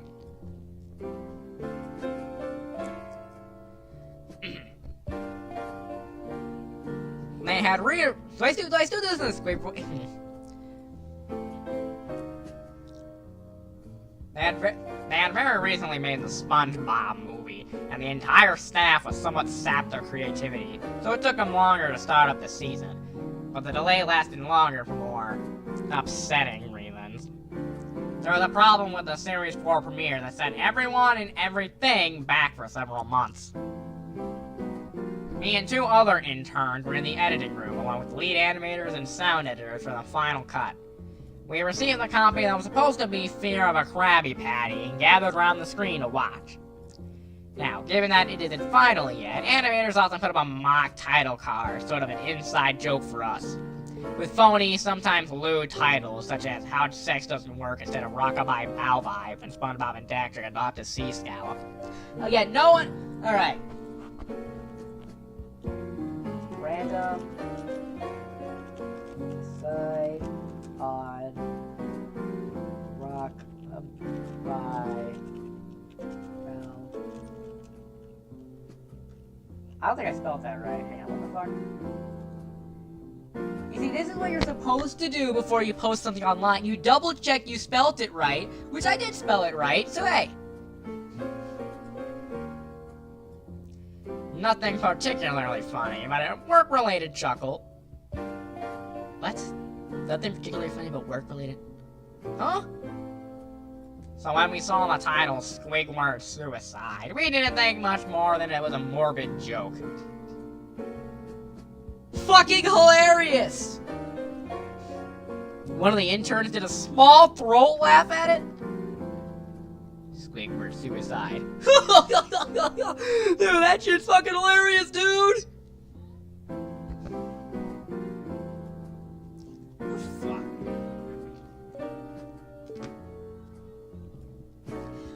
The story began with Squidward practicing his clarinet, hitting a few sour notes like normal.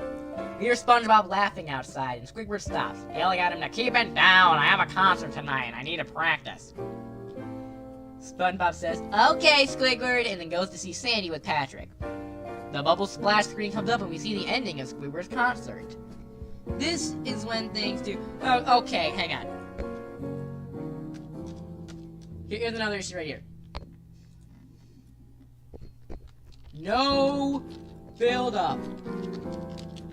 Right into the spooky shit. Look, I understand he said no unnecessary details, but it's a horror story about a fucked up cartoon. You can't just gloss over literally everything and immediately jump into the horror shit. That's not a fucking lost episode that didn't air. That's just someone fucking with you. That is just literally just... What the fuck?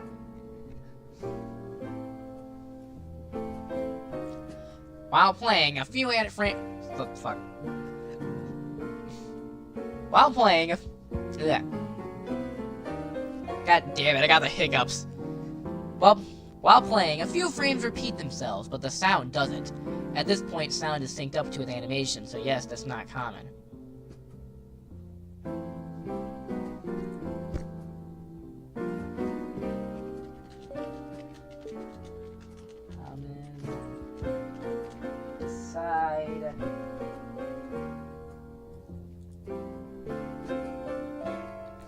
But when he stops playing, the sound finishes as if the skip never happened. There's a slight murmuring in the crowd before they begin to boo him. Not normal cartoon booing that is common in the show, but you can clearly hear malice in it. The fuck? Squidward's in full frame and looks visibly afraid. The shot goes to the crowd, with SpongeBob in center frame, and he too is booing, very much unlike him. That isn't the oddest thing, though. What is odd is that everyone had hyper-realistic eyes. Alright, gang. Three swigs.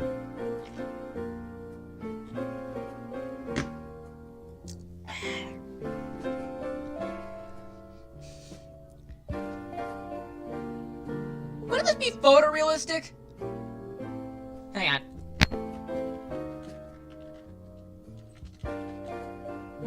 Bro, what the fuck are these news? Fuck, okay, whatever.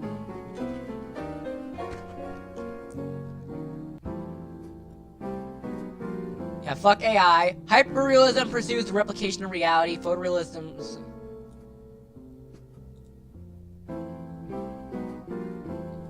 Yeah, it'd be a fucking. There's a difference, assholes! So yeah, hang on. Very detailed. Clearly not shots of people's real lives, but like a bit more real than CGI.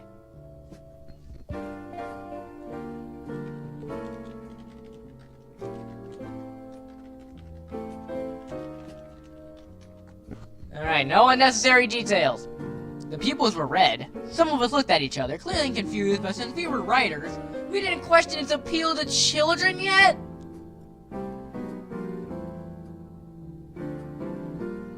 Hyperrealism makes more sense than it. No, that's photoreal. Just give me 1 second, hang on. Main character is a dumbass. The fuck you mean you see hyperrealistic red eyes and you're like, no, this appeals to. What the fuck's even the joke? Then again, I guess the fucking Splinter aired on TV, so how the fuck would I know? The shot goes to Squidward sitting on the edge of his bed, looking very forlorn.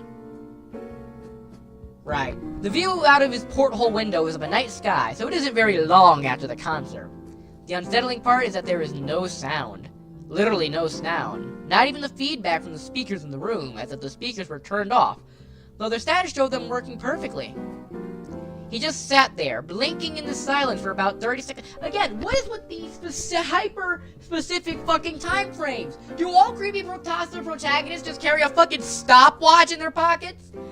Oh shit, Slenderman's coming after me! Quick, time my running speed! Again, it's fucking lunacy!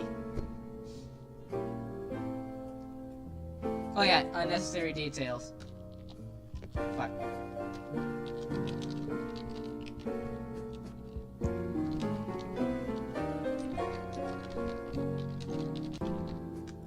Yep. There you go. He just sat there and then he started to sob softly. He put his hands, tentacles, over his eyes and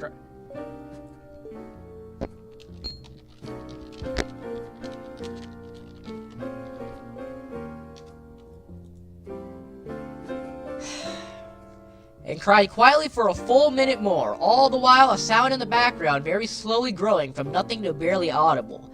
It sounded like a slight breeze through a forest. The screen slowly begins to zoom in on his face. By slow, I mean it's only noticeable if you look at the shots 10 seconds apart side by side. His sobbing gets louder, more full of hurt and anger. The screen then twitches for a bit, as if it twists in on it. What the fuck are you on about? The wind through the trees sound gets slowly louder and more severe, as if a storm is brewing somewhere. The eerie part of that... Not even gonna... Oop, I got an email from my mother. I mean, a text message from my mother. Give me 1 second.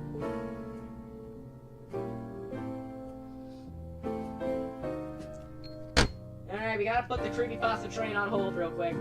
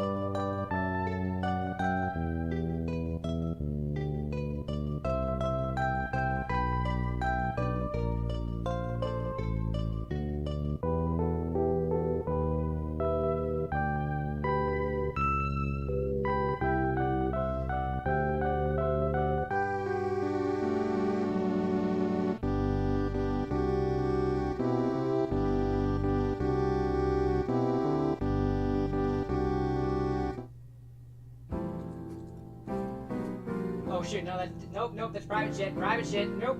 That is for stupid stuff. That is for ZippityZab lore, that's ZippityZab lore right there. Fuck. Okay, hopefully I didn't just show any spoilers for shit, or even worse, embarrass myself with some of the stupid shit that I've talked about in a server. I'm gonna double check that actually. Did I just like reveal something that I don't want revealed? God damn it.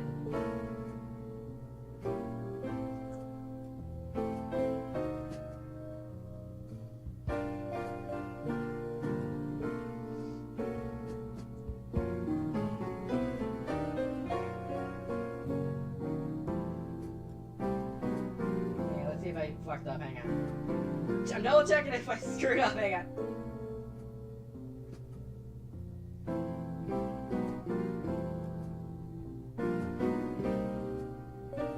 I did not. Okay, good. Wait. Yes, I did. Fuck! Okay, well, okay. Nobody scroll back on that or, you're banned from chat. Not really. Crap, I dropped my phone.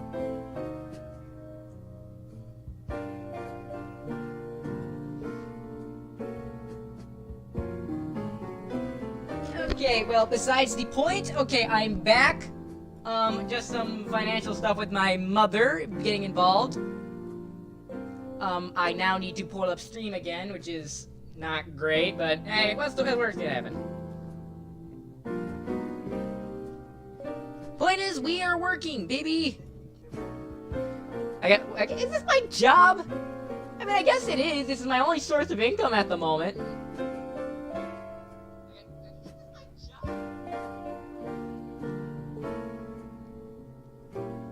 I guess it is. Kind of. Huh. Yeah, this is my only source of income at the moment. This is basically my job at the moment, huh? That is weird to think about. Shit. Huh. Wow. Dude, that is crazy to think about. This is technically my job at the moment, because I can't... Because apparently I'm Hispanic. If the beard from earlier didn't, you know, so apparently I'm considered a DEI hire according to places like Domino's and shit.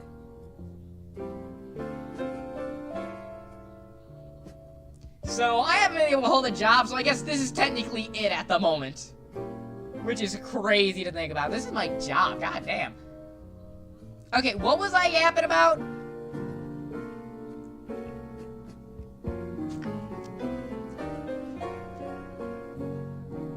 Okay, so we left off on, like, the speakers and shit. Whatever. The eerie part is that Squidward's sobbing sounded real, as the sound was coming from the speaker, not from the speakers, but as if the speakers were holes, the sound was coming through on the other. What the fuck kind of analogy is that? As good as the sound as the studio likes to have, they don't purchase equipment to be that good to produce sound of that quality.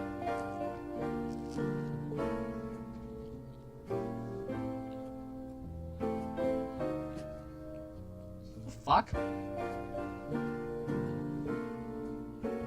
Below the sound of wind and sobbing, very faint, something sounded like laughing. It came at odd intervals, and never lasted more than a second, so you had a hard time pinning it. We watched the show twice, so part of me thinks it sounds too specific, so I had time. Okay, so... Okay, I will give him credit for that. I will give him credit for that.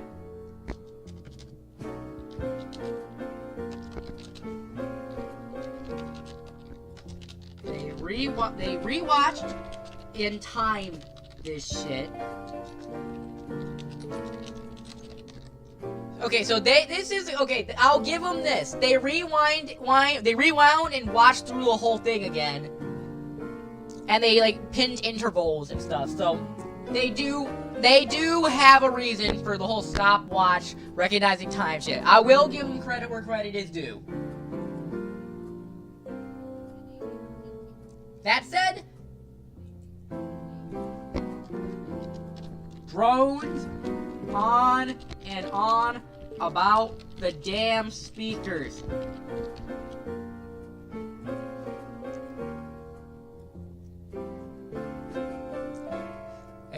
hang on, so below the sound of wind and sobbing, very faint, sounded like laughing. Wait, hang on, we're just talking about this. After 30 seconds of this, the screen blurred and twitched violently, and something flashed over the screen, as if a single frame was replaced. The lead animation editor paused and rewound frame by frame. What we saw was horrible. It was a still photo, drumroll please, of a dead child! Woo! We did it! Let's fucking go! Someone's gonna take that horribly out of context. Someone's gonna take that horribly out of context.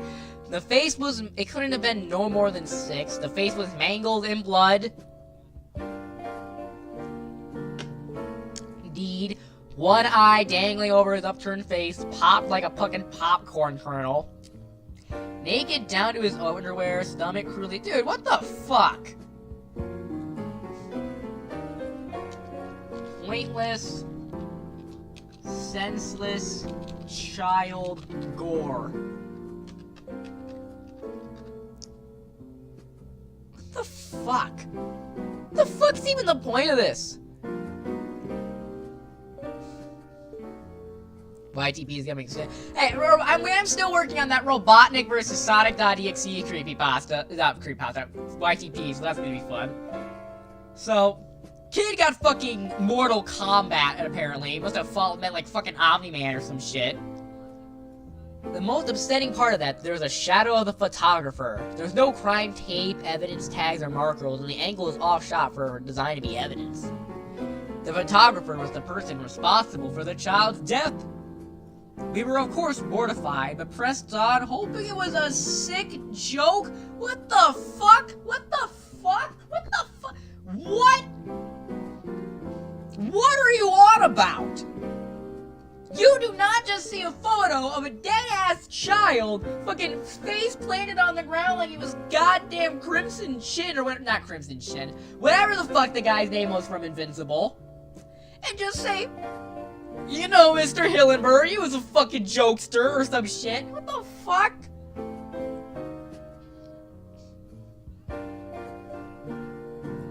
The screen flipped back to Squidward, still sobbing louder than before, half body and frame. There's now what appeared to... Why can't a creepypasta writer fucking spell?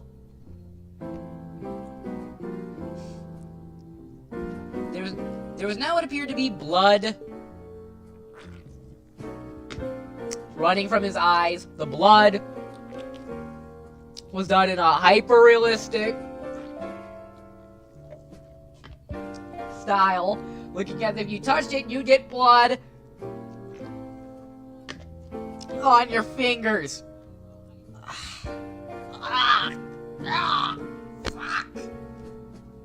Dude, my insides are gonna, like, rip me apart when I go. The wind sounded now as if it was the gale blowing through the forest, and there was a snapping sound of branches. The laughing, a deep baritone, lasting in longer intervals and coming more frequently. After about 20 seconds, the screen again twisted and showed a singular framed photo. The editor was reluctant to go back. We all were, but he knew he had to. This time, it was that of a little girl, no older than the first child. Oh, motherfuck, not this shit again. Fuck, I am not reading this. I'm not look, I'm all for child murder, Five Nights at Freddy's is great and all, but what the fuck is this? Genuinely.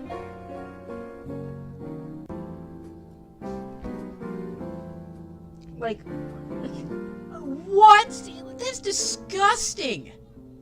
Why would you write all this down? There's not even a point to it all. Like, I'm not advocating for it, but like, ugh. Why would you write down naked, bloody descriptions of fucking children?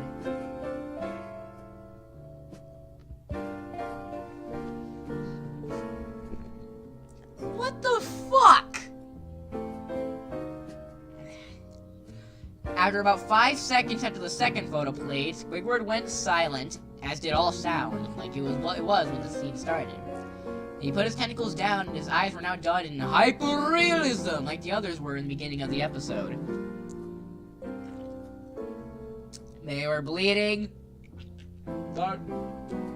bloodshot, and pulsating. I hate you. He just stared at the screen as if watching the viewer. After about 10 seconds, he started sobbing, this time not covering his eyes. The sound was pure. What, is he just fucking staring at you the whole time? Just like. You guys can't see the image I was doing with my face there. The sound was piercing and loud, and the most fear-inducing of all is his sobbing was mixed with screams. Honey, beware, you're in for a scare. Fuck this shit, man. Fuck this fucking shit. I'm still getting age restricted. Tears and blood were dripping. God, stop! Okay, we're pausing right here. Gore, blood, guts, shit, not necessary for a creepypasta, alright? You don't need to write down detailed accounts of how people fucking die to make something scary. Gore does not make something scary. Fuck! Just because you write down, oh, his eyes were pulsating and bloodshot, there was blood everywhere, at least like it's fucking soap on a guy in the fucking shower, that doesn't make it scary. I don't know why there's this, like, idea that, oh, you need gore to freak people out. It's just motherfucker.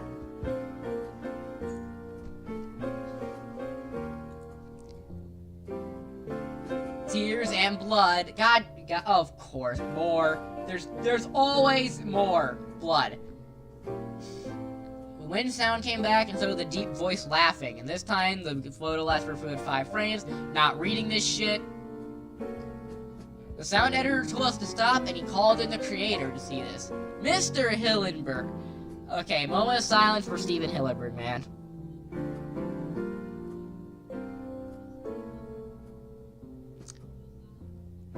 Thank you. He was confused as to why he was called down there, so the editor just continued. A few frames were shown, and all screaming, all the sound stopped again. Squidward just stared at the viewer for about 3 seconds. The shot panned out, and then a deep voice said, "Do it. Do it." And we see Squidward's hands is a gun. He immediately puts the gun in his mouth and pulls the trigger. Realistic blood and brain matter splatters against the wall like a fucking Splatoon match, and he flies back. The last 5 episodes of the show is the last 5 episodes. The last 5 seconds of this episode show his body on the bed, one side dangling, staring blankly, and the episode ends. Replace every instance of blood with poo instead. Mr. Hillenberg is obviously angry at this. He demanded to know what the heck was going on. Most people left the room at this point, so it was just a handful of us watching it again. Viewing on the episode twice only served to imprint the entirety in my mind and gave me horrible nightmares. I'm sorry I stayed. The only theory we could think of was that the file was edited by someone in the chain from drawing studio to here. The CTO was called in to analyze what had happened. The timestamp was 24 seconds before we began viewing it. All hardware and foreign software was examined for glitches, but everything checked out fine. Nobody knows what happened, and to this day, nobody does. There was an investigation due to the nature of the photos, but nothing came of it. No child was identified, no clues were gathered from the data, no physical clues in the photo. I've never believed in unexplained phenomena before.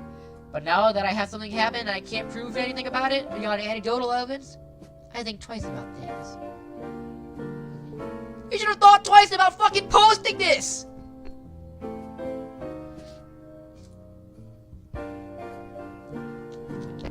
No point to the story. At least Sonic EXE had characters and shit happening here. This was just Squidward fucking sucks. Child dies. Kill yourself. That is the plot progression of the goddamn story. What the hell was that?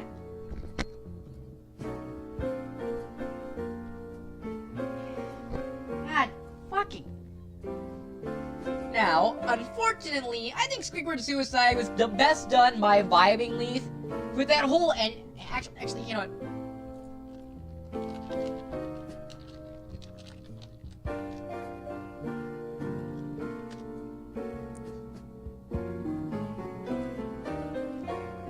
This right here is the best version of Red Mist to me, no question. I never particularly found Squidward's suicide scary because to me it's just, you know, it's fucking, that creepy ass image of Squidward's been memed to death more times than you can fucking count.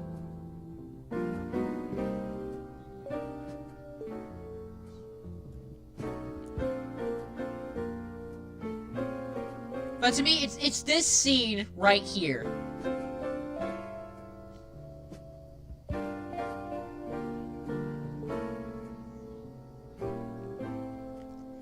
Hey, buddy. Hey there, Patrick. Listen, sometimes a fish doesn't want to live. It can be for any reason. I'm sorry it had to be Squidward. Just know I'm here for you, bud.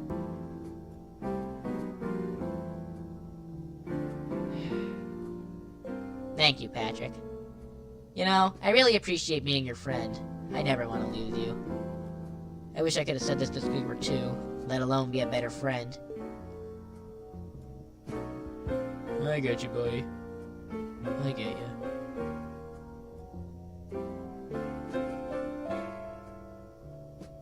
Patrick? You know, I'm keeping this conversation for a long time. Who knows for how long? Thank you for telling me what you just said. I really needed it. What thing?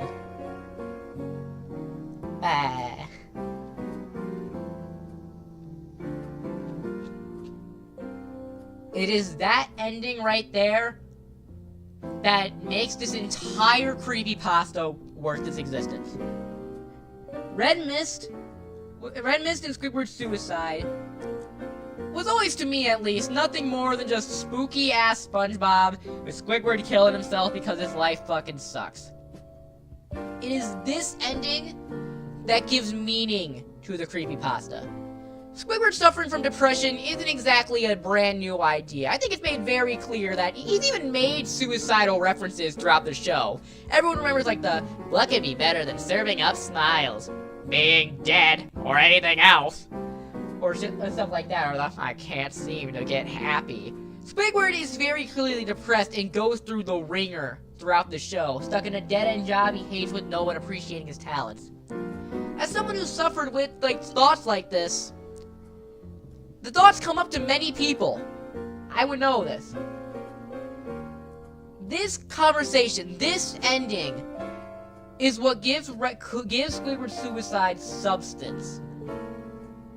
Yes, it's sad and a sad idea to have Squidward kill himself from all his torture. But then we see the impact this has. SpongeBob and Patrick genuinely, like, missing their friend. Not just seeing this from, like, oh, this was a spooky incident, I don't know who made this. We see this from the in-universe perspective of the characters and see them genuinely heartbroken over this.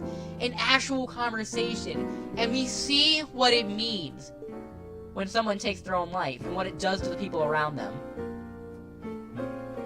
That is why Red Mist should be. That is what Squidward's suicide should be. Not just pointless dead children and just, well, I can't explain what happened, so it happened. This is what feels like a genuine thing that could happen to somebody. This does feel like it's something that could legitimately happen in the world of the show had it not been burdened down by a PG rating. Squidward genuinely grappling with, and because it's a creepypasta, losing that fight.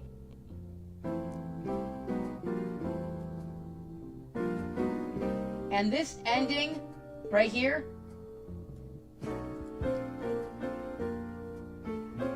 shows what that means to somebody.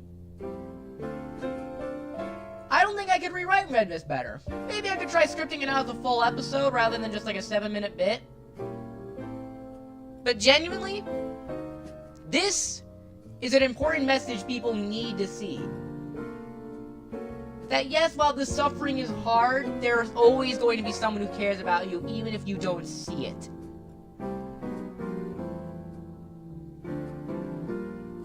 So, Vibing Leaf, I don't know why I haven't liked this yet. This is what you need for a Red to this retake, and this is all that I think. This is, I think, the definitive version of the creepypasta. Because Sonic EXE is an idea that can have so many interpretations, but this is it.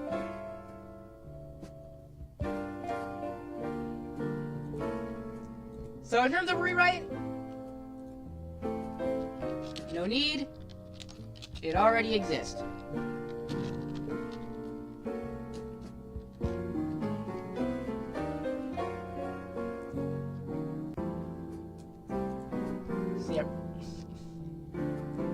Damn, that was fucking dark. Jesus Christ.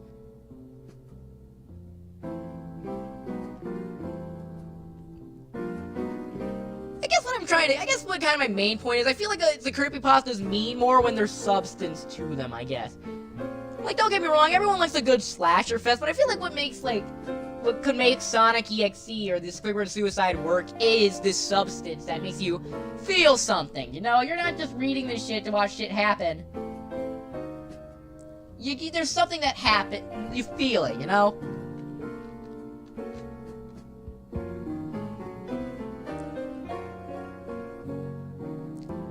If you want an out-of-universe reason for it, you could say it was an animator's cope over losing a loved one. That's a good way to use it. If you want an in-universe reason, it's an animator's coping over something, or maybe they tried making an adult spin-off of SpongeBob that never worked out, or something like that.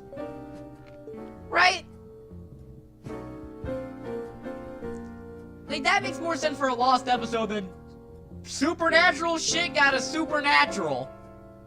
Which, for the record, let's just think about this for a solid minute here. What was the point of doing this? Like, whatever supernatural entity did this shit, why? What point was there to doing this? To delay the launch of SpongeBob Season 4?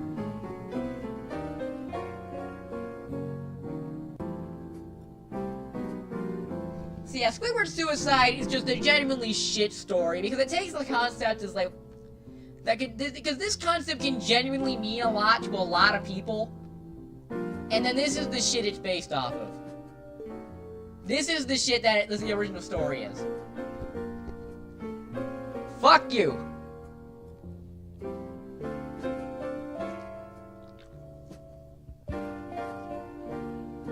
Alright, so do we have... Let's see, what time... How long am I doing... Alright, I've been doing this for about 2.5 hours. Do we have any other suggestions from the chat?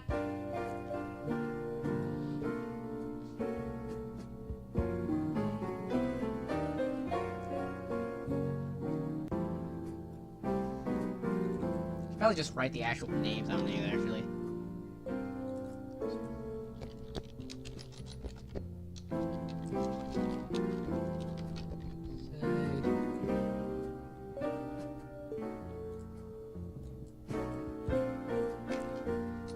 It's hard to type with one hand. Because I'm holding the microphone in one and then typing with the other.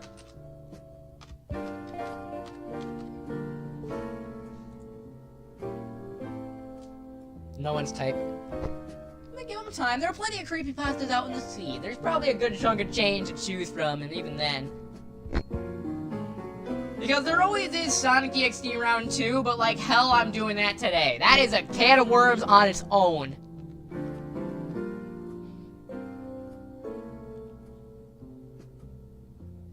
Like, if I had to sit here and rewrite Round 2, like, Jesus, I mean... Okay, I'm gonna be honest here. Round 2 was a serious inspiration for the Polybius thing, for the Zab Lab Season 2. By virtue of the fact, I just wanted to do it better solely to spite JC the Hyena, the original creator of Sonic EXE, if you don't know that. Solely out of spite.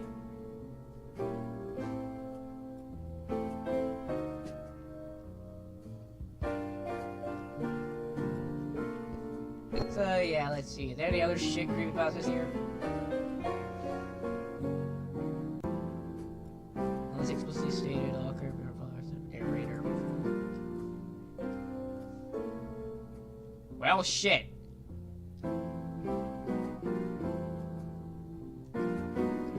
This counts counts as fair use. I'm complaining about this shit and talking about it. This counts as fair use. It's not, this isn't even, they don't even own this. That's fine.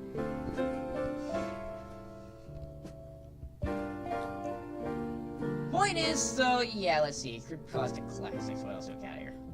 Lost episode Creepypasta. Oh, Ben drowned.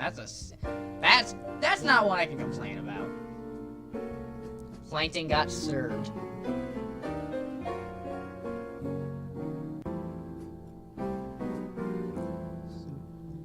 Who the fuck is Nita? Tell the keeper. You know, actually, hang on. We're gonna go to Zalgo real quick. I hope I pronounced that right. I've been wanting to find who the fuck Zalgo is for the goddamn longest time.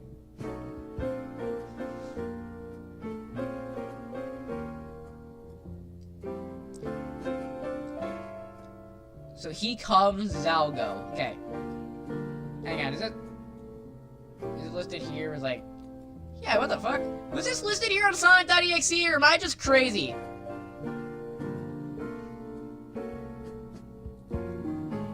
Okay, then I won't do that. Let's do one that's also, like, copyright. Yeah, then let's do Plankton. Alright, Plankton.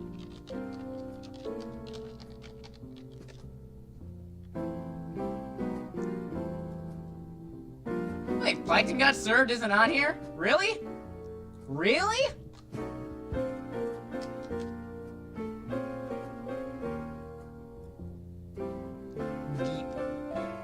Holy shit, Plankton got served isn't on here.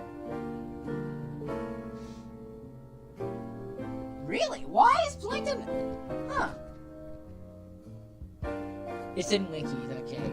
Plankton got served.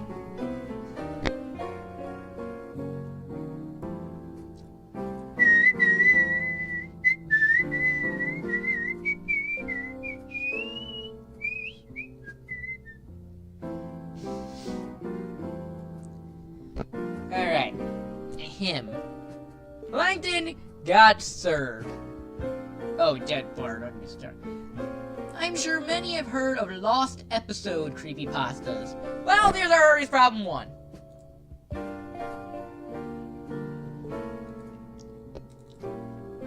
Yeah, Plankton.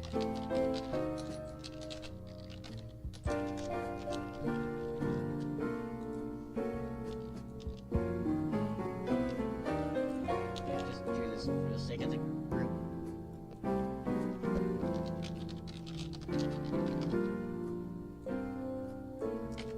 Okay, problem one. Why? I can't type with one hand.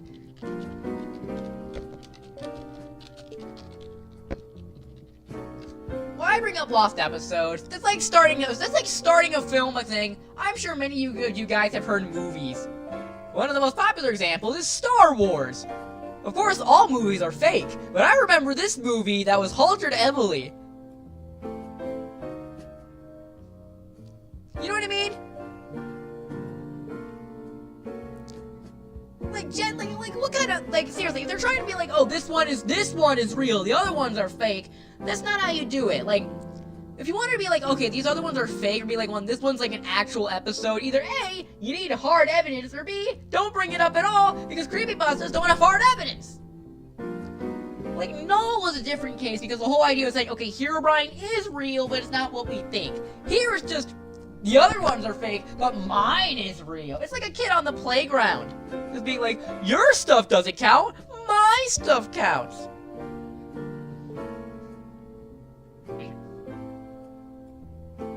This is One Course Meal from Season 7.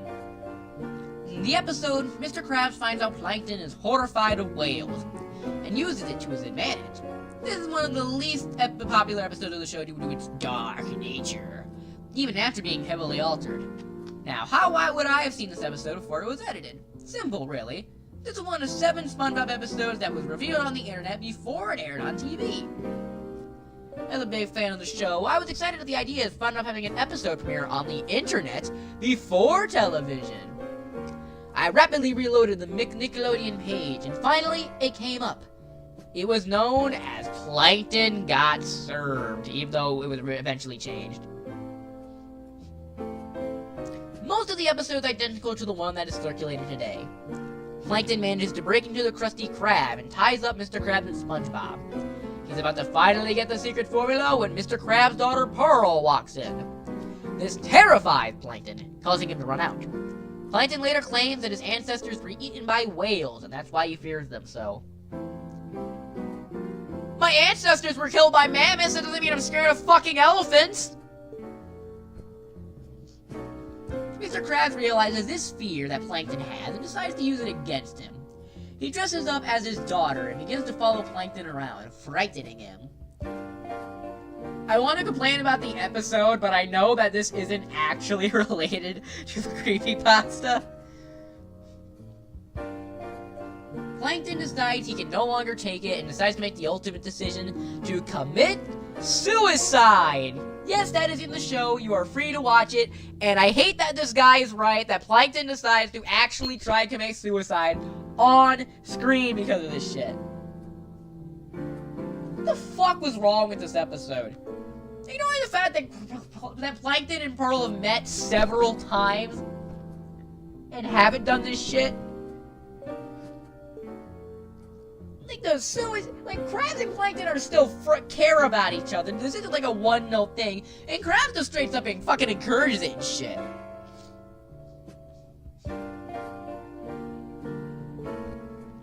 Plankton waits for the bus as he lies in the street, waiting to get run over. That is when SpongeBob comes over and tries to convince him to continue his existence, where the alteration in the two versions begins.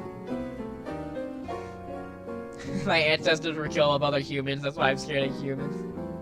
That was his mistake! Hey, my ancestors were killed by dinosaurs, so that's why I'm scared of chicken.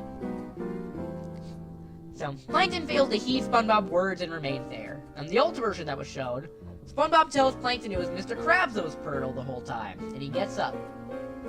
And the other altered what? In another altered version, SpongeBob says the same thing, but Plankton refuses to believe him. SpongeBob decides the only thing he can do is show him the truth and drag Krabs outside. Soon after he leaves, the typical red bus comes speeding along. I'm sorry, but every time I think of this, hear about the school bus coming along, I immediately just think of this Frizzle going, "Seatbelts, everyone!" at the start of the Magic School Bus song. So now I'm just picturing Plankton just sitting up and getting run over as the theme song to Magic School Bus plays. And that is the most, ill-fitting thing I can be thinking of at this moment, and I fucking hate it. On the plus side, I haven't had to drink a single thing yet. Well, I guess red, technically speaking, but... you know. Plankton sits up as everything fades to black. I just had to say something. Plankton finds himself on a single platform overlooking darkness. In it, he sees whales, all looking up at him. The members of his family he can faintly make out, calling for him to jump down. Plankton looks above, and he can see a light. A light he can scarcely believe. This represents heaven and hell. Okay, small issue here. Obvious. Oops, I still have cap lock on shit. Don't spell it out.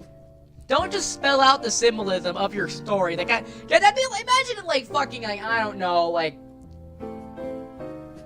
don't got a good example off the top of my head right now, but could you imagine it in the middle of fucking, I don't get it. Damn it, why am I blanking on fucking mortals right now? I guess that shows you the good, the point is, it's not fucking Disney XD. His family members are calling him to jump down into the dark abyss, and above he sees a faint white light right after he fucking dies. Yeah, no shit, it's heaven and hell! PBS Nickelodeon crossover we all need, totally. Plankton, resigned to his fate, jumps and plunges down into the darkness. This is where the episode ends. And then the traditional credits are shown, parallel to trying to descend into darkness. Some of you say you saw the show as soon as it was available online. Not fast enough, because when I reloaded the page, hang on. After seeing the episode, I reloaded the page to find the altered version. Okay, hang on. I kept reloading, seeing every time I'd seen the first version. I can only imagine that they uploaded the wrong file and immediately caught the issue. I do not know the sick ambitions the creators of SpongeBob had in mind. Why would a kid's show portray death? Why would a kid's show portray heaven and hell? It's not like they were airing Danny Phantom, which was literally about a bunch of corpses, you know. The unaltered version is impossible to find. I've searched hard as I can, and I've failed to discover anything legitimate. People told me that I've only seen the alternate theme. They were surprised about it, but I know what I saw.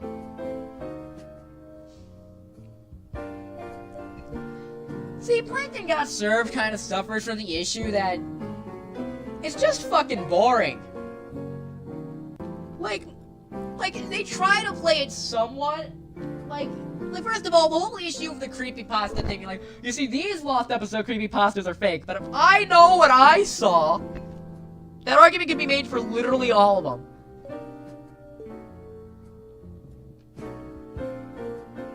Tom and Jerry has an episode where Tom literally dies. I mean, they die a lot in that show. Point is, so if we just think, we have that for starters. Second of all, like, he does describe, like, the episode, but there's nothing changed about it until the very end, you know what I mean? I should know. I watched Red Mist. Like the point, my issue with Red Mist is that they didn't give us enough build-up. Here, there's not any build. They didn't give us enough build-up with the stuff until the short story shit. Here, the scary shit doesn't happen until the very end, which is kind of a problem. You need, like, a build-up to say, like, hey, there's a difference here, you know what I mean? I guess that does go for, like, the actual episode, but if you get what the point I'm trying to get here is the fact that, like, the shit needs to have more substance to it than it's just a normal episode, except the ending's changed, but he actually fucking dies at the end. You know what I mean? Also, the idea of the Plankton, like, resigning to his sins kind of feels a bit out of character. Something because, like, here he's actively embracing death and, like, killing himself from, like, the whole fucking episode ordeal. I feel like if Plankton's, like, getting, like, thinking about his sins, what about, like, enslaving all of Bikini Bottom and shit? Imagine that episode, like, here's a cool idea for a lost episode of Creepypasta if you want to do this idea. Plankton ends up getting killed here, and then, like, the Flying Dutchman is, like, taking him through everything and showing him, like, all of his sins and shit, saying, like, you've ruined all of these people's lives, you are going to the bottom of Davy Jones's locker. And then that's how the episode ends with Plankton being down there. Sort of like making it seem like, oh, you're complaining that crabs have tortured you? Look what you've done to others. Like, not only would that feel more like an actual episode of SpongeBob than Plankton's relatives basically going, come on now, take the step, the entire goddamn time. It's also just more interesting, like a judgment day of sorts. Like the Flying Dutchman basically just going like, this is what you've done, these are your sins, so you're coming to Davy Jones's locker. And this is also an ending the show itself has done. I recall, like, one episode where the Dutchman gets trapped in Davy Jones's locker, if I recall correctly, and there's a lot of episodes of the Dutchman stealing Krabs' soul and threatening him to hold him there for eternity.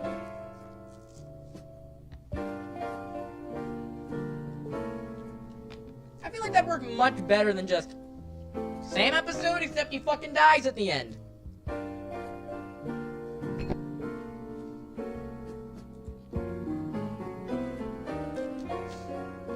Okay, so...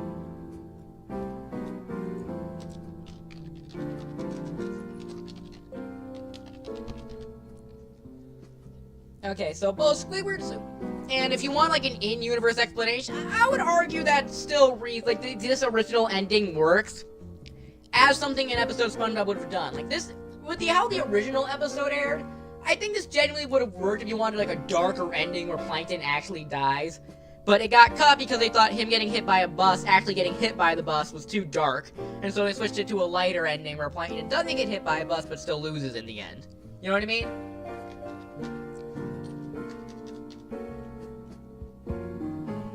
So for my pitch right here, let me just jot this down.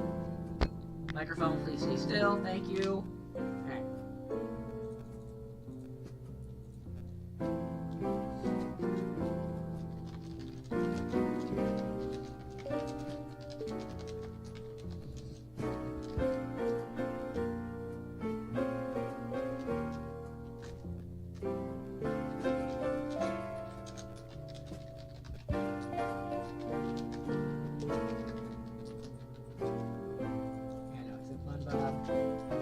make more sense. Okay.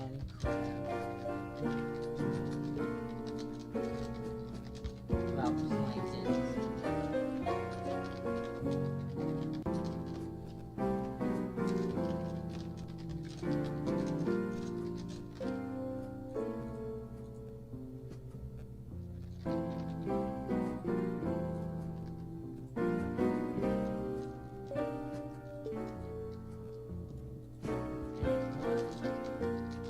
There, call it. Then it'll stop. Google will try to stop correcting me for something I know is correct. The hands of the Flying Dutchman. The Dutchman reveals he was the one carrying Plankton as torment for all of Plankton's sins.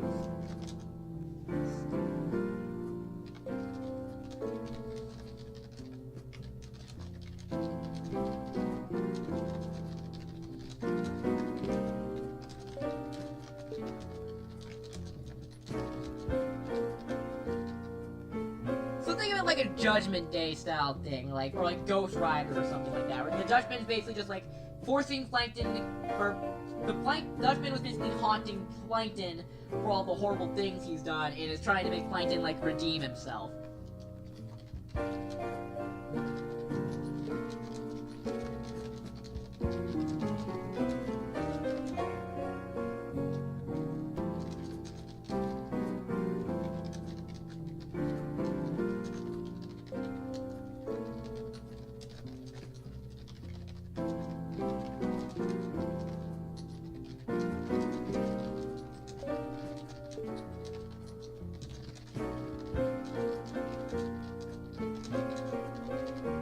There. See, this right here makes more sense than Crab.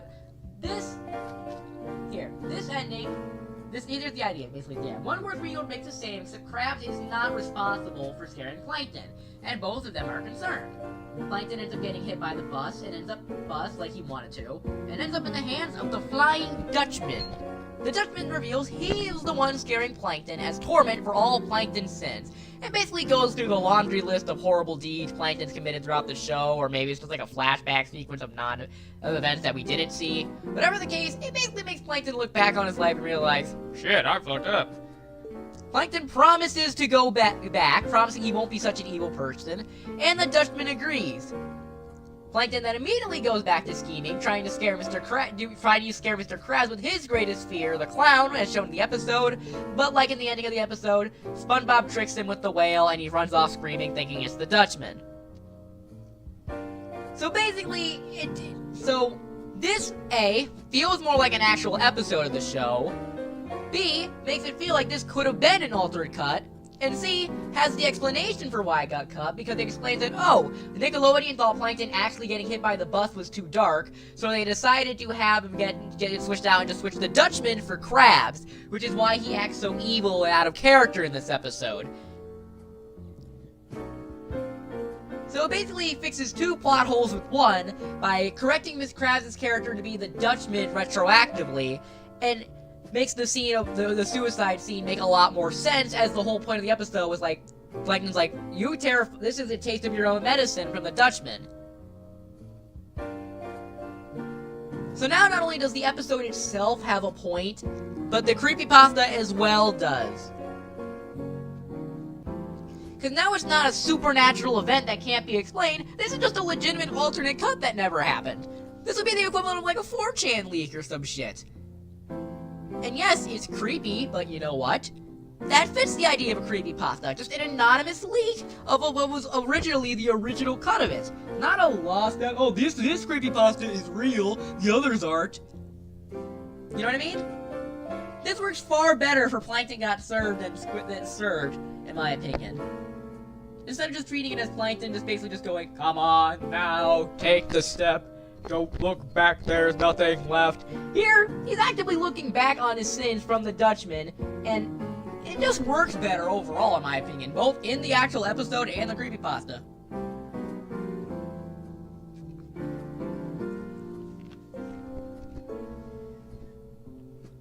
Plus any episode with the Flying Dutchman is almost immediately peak. So come on. We also explain like the weird shit, like how Krabs works in a fucking pro costume and shit like that. You get what I'm saying? Arguably a better episode than One Quick Meal. Yeah, exactly.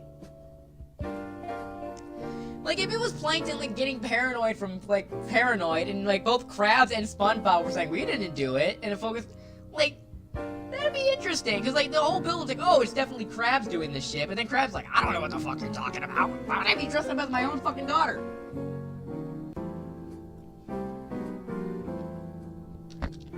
Yeah, I'll show you.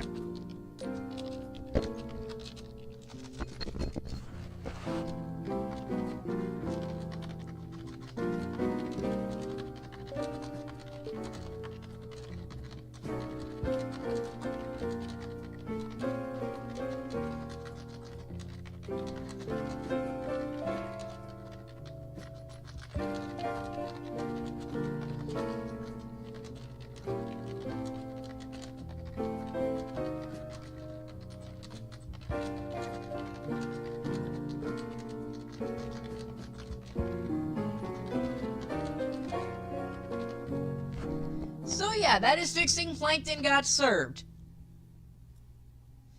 You have to say the creepypasta got served, am I right? Eh? Eh? Ah, forget it. Alright, so I've been doing this for about, how long now? Yeah, about 3 hours at this point. I think I might, so yeah. So, yeah, do I do one more, or do I call it quits here? Let's see, do I have any other idea? Yeah, Plankton got served was relatively short because there is not really much, like I said, there's not much substance to it. It's just a relatively boring creepypasta. I might do a retake of this myself, actually, at one point. Maybe that might be fun.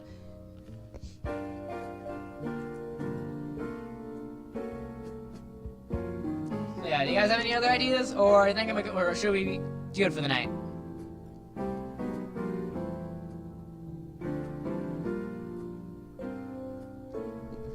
Is it a good time to snack on stuff while I wait for someone to respond?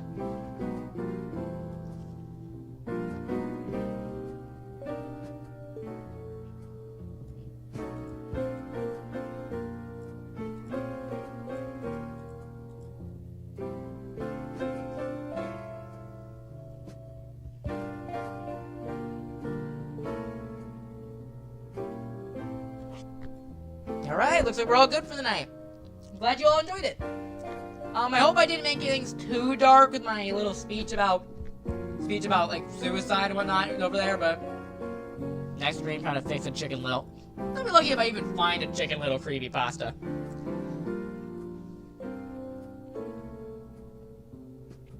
Hi, Puffy, Amy, Yumi, permanent split. Okay, Coltoon, I would do it, but I don't know shit about hi, Puffy, Amy, Yumi.